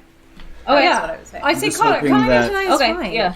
I'm just hoping that we haven't been spotted or anything like that getting into town. Yeah, that'd suck. Yeah, that really did. Low chance. That's why I'm thinking almost we should contact might her want to sooner let her because know if they if move word her, got back she to may not them. be able to answer us. Well, but And also right now we if they, in the same vein though, if they move her, we won't know that they moved her. Yeah. Well, it's just a thought. Yeah. Let's keep going.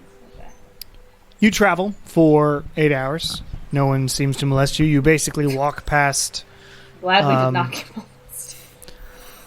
It is a standard English phrase, unfortunately. Unmolested, yeah.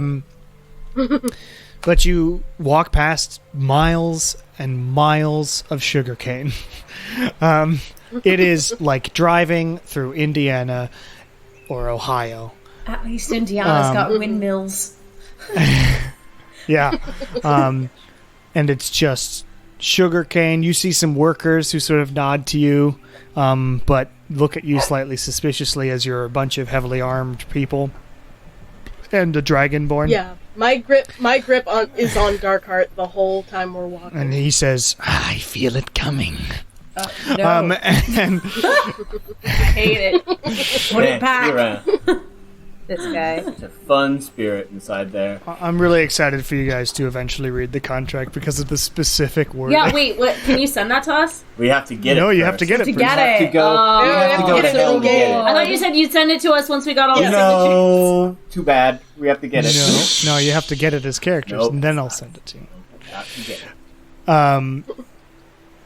But you travel, and you find a sort of clearing-ish in between two plantations, basically. It seems to be thinning out of sugarcane by the time you're ending, because it's getting closer to the mountains and the elevation is slightly going up, and you find a place to make camp. Do you want to do anything at camp? I mean, Sleep. now we could send Hide. a message, I guess. Yeah, Yeah. definitely. Hide. I don't really know if we want a campfire tonight. It is warm on this island, Yeah, but we not don't need a super cover. warm at night, but it's Yeah. warmer. We'll just keep it down. Yeah, I I might have just my have nice new one cloak. globe of dancing lights and try and keep low light. We should definitely take watches again. Yes. Okay. Yeah. I'll take first. Yeah. before Are we you speed sending a up. message, Kieran? Yes. Okay. I'm going to send a message now. So I Go will ahead. send her a message and say, howdy. We are on the island. Should be there tomorrow. Anything to add for planning?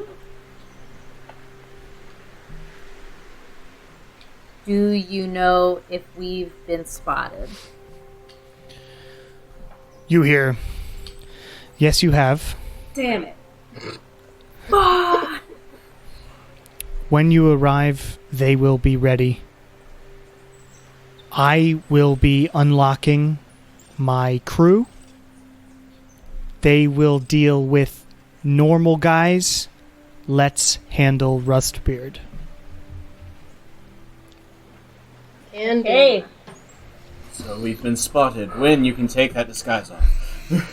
my God. You like rub it The off. nose you was like find, a starting to river. drip off. Like, Yeah.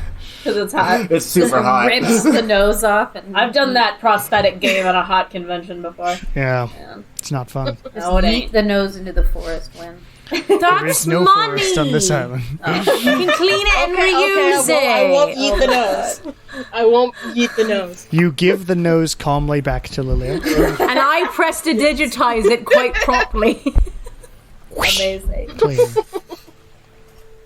Cool. Who's taking watches? We'll need 3 watches. I'll take the first. I wouldn't mind someone stay up with me, though. I mean, I can technically take 2 then, I guess, if you want someone to stay up with you. Yeah, because you only sleep or meditate. Because I only for- need like half a night's sleep anyway. Okay, so if someone wants to go first, then Nala and I can do middle, and then I'll do end. I can go first.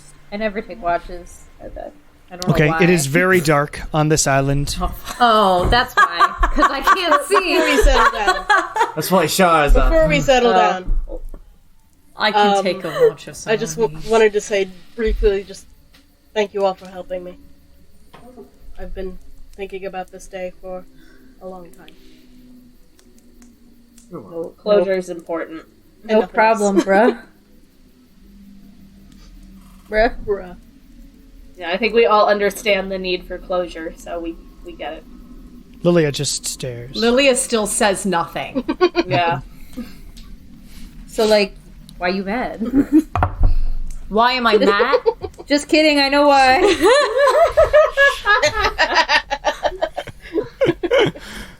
All right. I don't have much of a moral compass, but I had to. I didn't ignore it for you.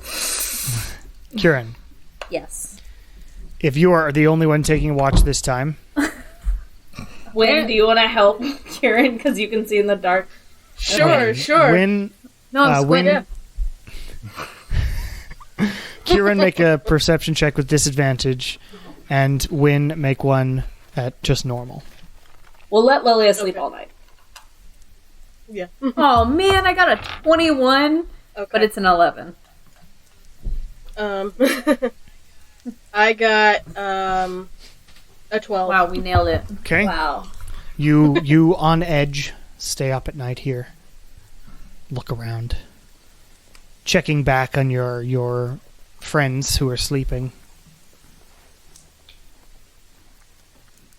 Don't seem to see anything.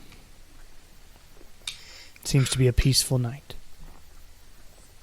Who's taking the second watch? Seems. I'm into it. Yeah, I'm into our Seems. peaceful night.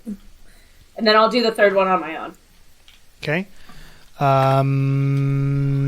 Nala, you don't have dark vision, right? I don't. So you at disadvantage, Shar at normal. You said perception? Yeah. 27. 4. 27, okay. 18 plus 9. You look around. You're sitting there for the next, 3 hours, 4 hours. You see a movement in the distance. A dark shape moves.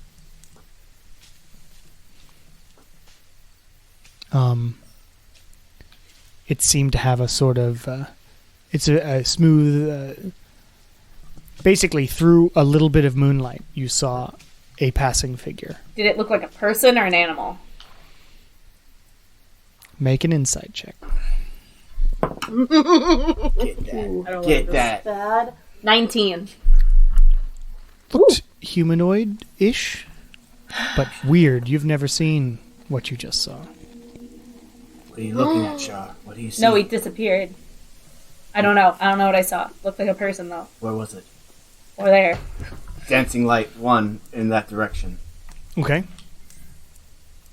You cast dancing lights and send it in that direction.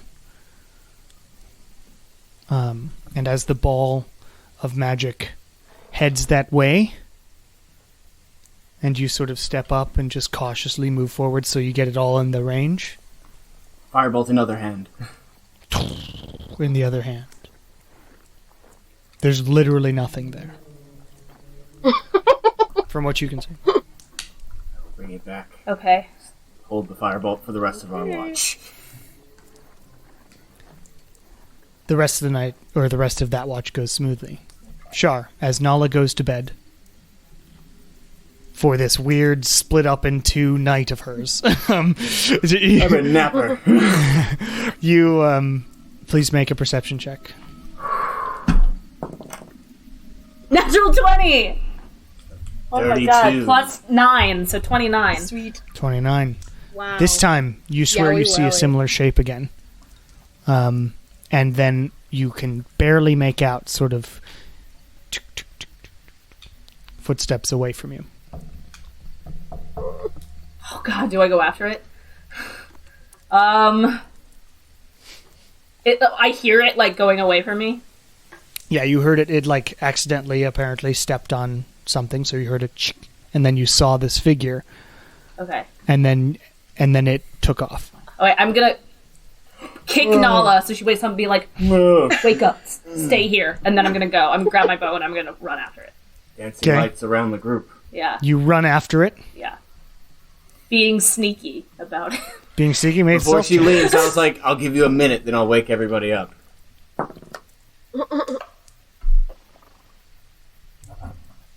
19 again. Okay. Not super great, but 19.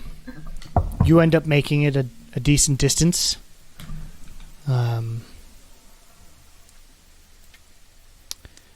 Make another perception check. Wasn't as great. 13 this time. Okay. You look down at the ground as well, because you're like sort of a tracker and you're Yeah. trying to find. And you see these. You could swear they look like large bird footprints. Oh, great. But you look around after a while, like this footprints just stop. Yeah. And you look around, and you're alone in the sudden mountains around you Yeah. on this like path, and you don't see anything. I look up, like in the sky, like Nala did earlier. You see stars. You see a moon that's casting some light, Yeah. but not much. But you Yeah. feel this feeling like something is watching you. After a minute of not hearing or seeing Shar, I would wake up the group. What? What's going on? Something is out there. Shar has gone out to track something, and it's been a minute. So You all wake up. Oh God! And Nala tells you that. Okay, I mean, very have you- cautiously, kind of like with my bow ready, I'm just gonna turn and kind of go back in the direction I came, but being very aware Okay. what's happening. Make a As soon as the moment I'm awake, Make- Dark Hearted is Make out. one more and lit perception up. check, Shar, as you sort of perception-y walk away. A 9 or 6, it's a 6. 15. 15. You don't see or hear anything behind you as you make your way back to the group. Okay.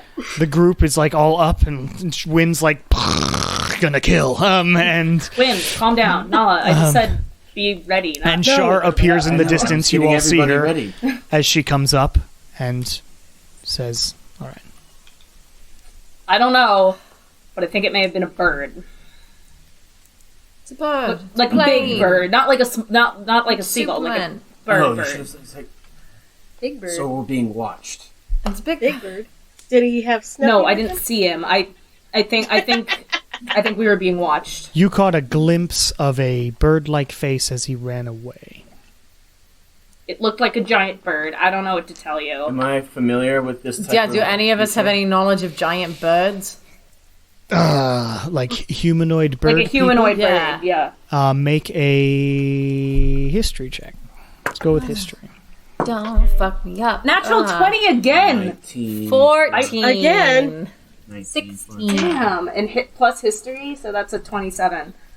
11. Okay. 22. Okay. So Nala and Shar, You have heard tales of a type of humanoid being, cursed as a species to not be able to speak, but can mimic very well, known as the Kenku. And they are big raven people. I think that might have been a Kenku that's out there. I think so too. We say now experts. Do they often work with pirates? Wynn, You do you know if wouldn't- they often work with pirates? Oh, we would know. Have you ever seen one before? They're an With a pirate? isolated. They're an Kenku isolated do culture. in this world. Kenku do variety of things Okay. and are in a variety of places. When you don't Can know do. of any?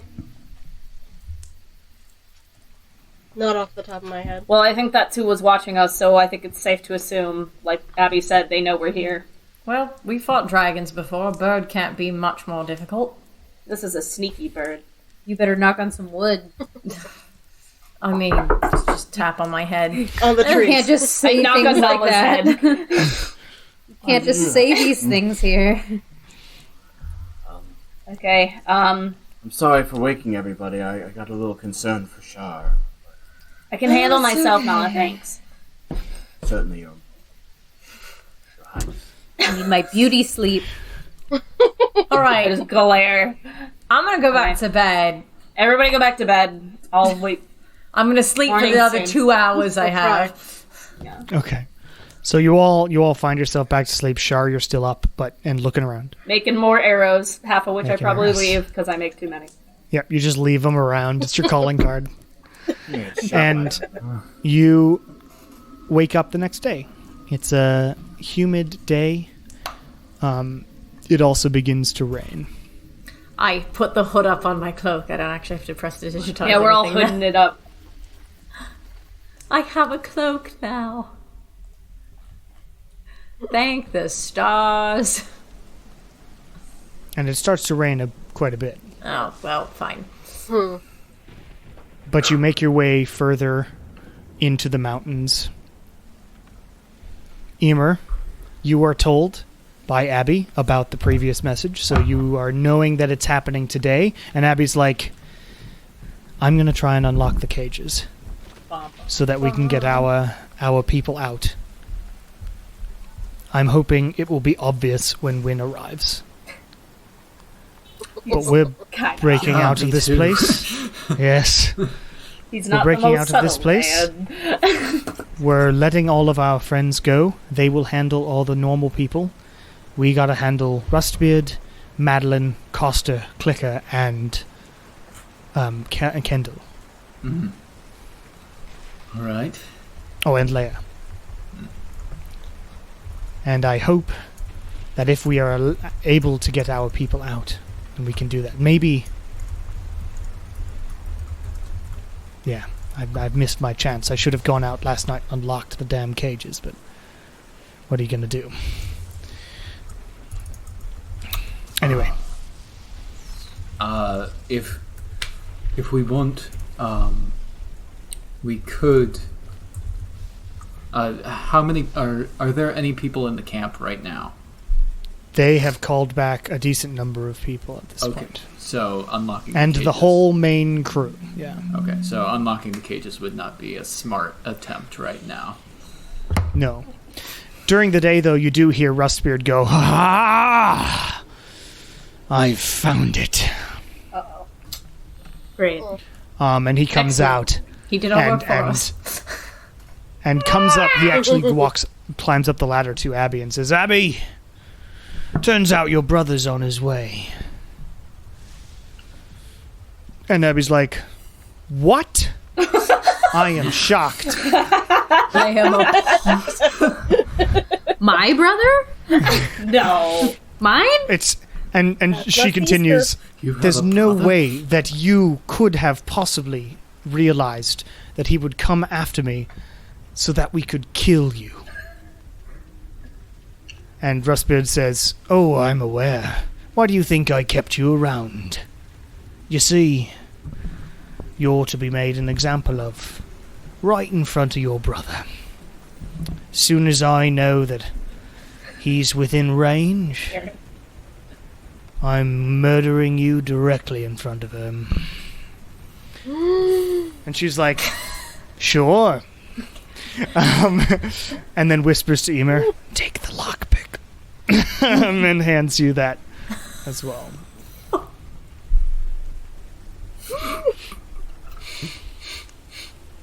Okay. Okay, that's not bad. That's not bad. I will say, for story points, you have worked enough on a pirate ship that you know how to work a lockpick. Yeah. You also you'll be fine. Yeah, I think. You'll be fine. Yeah, You'll be that'll so good. fine. Yeah, so fine. And if not, I have my axe with me. It's true. That's what really matters. And there are keys, like some of the guards have keys and stuff. Do we know which of the guards have keys? It's the ones on the catwalk, so there's 2 up there at any given time. Madeline is also currently on the catwalk. This one and this one. All right. Bonera. You make your way across the land towards the mountains as the height of the ground, elevation, that's the word I was looking for, continues sort of slightly rising until it hits this. You head through a sort of valley path that Shar was in last night, and then it opens up into more fields, and you now see the glory of the mountains. And as you continue throughout the day, it takes you a few hours. But in the distance, you do see this camp, nestled in sort of a U-shaped section of mountain. You see 2 watchtowers. Actually, you see 3 watchtowers with some people on them. You see a bunch of tents. You see some fires and some huddled around people. And you do see this sort of catwalk. Even from a distance, you see this catwalk with 3 cages on it. I'm saying you are sort of below a hill and sort of peeking over. So currently you are safe and not noticed. How do you proceed? Stealthfully. Yes. We don't have the stone this time. But we got me. Oh wait, I'm muted. That's a good question. And like we can't really see how many people are in the camp at this time. Make a perception check. Ookie. Please don't suck. Please don't suck. Hey, 16. 16. From this distance, you can see the 3 people in the watchtowers, and you can't make out the actual numbers of the people, though. So should we be like taking out some of these people first, or what's our plan here? I can get rid of the watchtower. I'm pretty sure as soon as we kill one person, everybody's gonna freak out. Is everything made of stone, or is there any wooden structures? Like the watchtowers seem to be wooden. The only things that are metal would be the cages and the catwalk. And the tents are also just tents. I feel like the more that we can sneak around and avoid a confrontation first, the better that will be. They are aware that we're here. They're aware that we're on our way. They don't know that we're here. But Lily is right. The more people we can kill quietly first, or the less that we're going to have attacking us at once, right? Yeah, not even that we need to kill all of them first, but the more that we can like sneak around, at least try to find where Abby is. Yeah. If we're trying to kill people quietly, then we all might not have to go together as a group. Because I am a distance speller, so Same. Going forward quietly would probably not be ideal. I would probably recommend Shar and anyone else that feels exceptionally quiet and powerful to go forward. Possibly Wynn, I don't know. But I am not quiet, and I think if they're aware of us, we might not have many chances to even attempt a quiet approach. When I go in, I won't stop. So whatever you're going to do it now. Well, Abby said she'd let everybody out of the cages when we show up. Then maybe we should just balls to the wall, go for it. Let them know we've shown up. Should we let her know that we're here? Well, what if the 3 of us do like a coordinated attack? So like Nala does the 2 watchtowers and like I shoot the guys on the thing How many at the watchtowers same time too. 3 watchtowers. 3. I said it wrong first. You can shoot 3 at a time, right? No. 1 fireball. Oh. 6 seconds later, one more. Well, I can help take out one of the towers then. I don't know. Do we see like a bell or anything that they'd ring if like they were being attacked, or will just people just start yelling? Make a perception check. Ah, fuck. Roll another one. I don't have another one. Can you get this one fell too anyway. Hang on. Natural 20. Look at that. I'm not even Jesus, fucking lying. it's like so many. I'm serious. That was like 6 this game. I don't know what happened. Okay. You do not see a bell. Okay. I was You just now are able to see the more of the layout of the tent or of the camp, because you had a little better. Your elf eyes saw things. And there's the big tent in the center. There's the 3 watchtowers, which are sort of on the perimeter. There's a big hole in the mountain that you can see now, and you see a bunch of people coming in and out. Okay.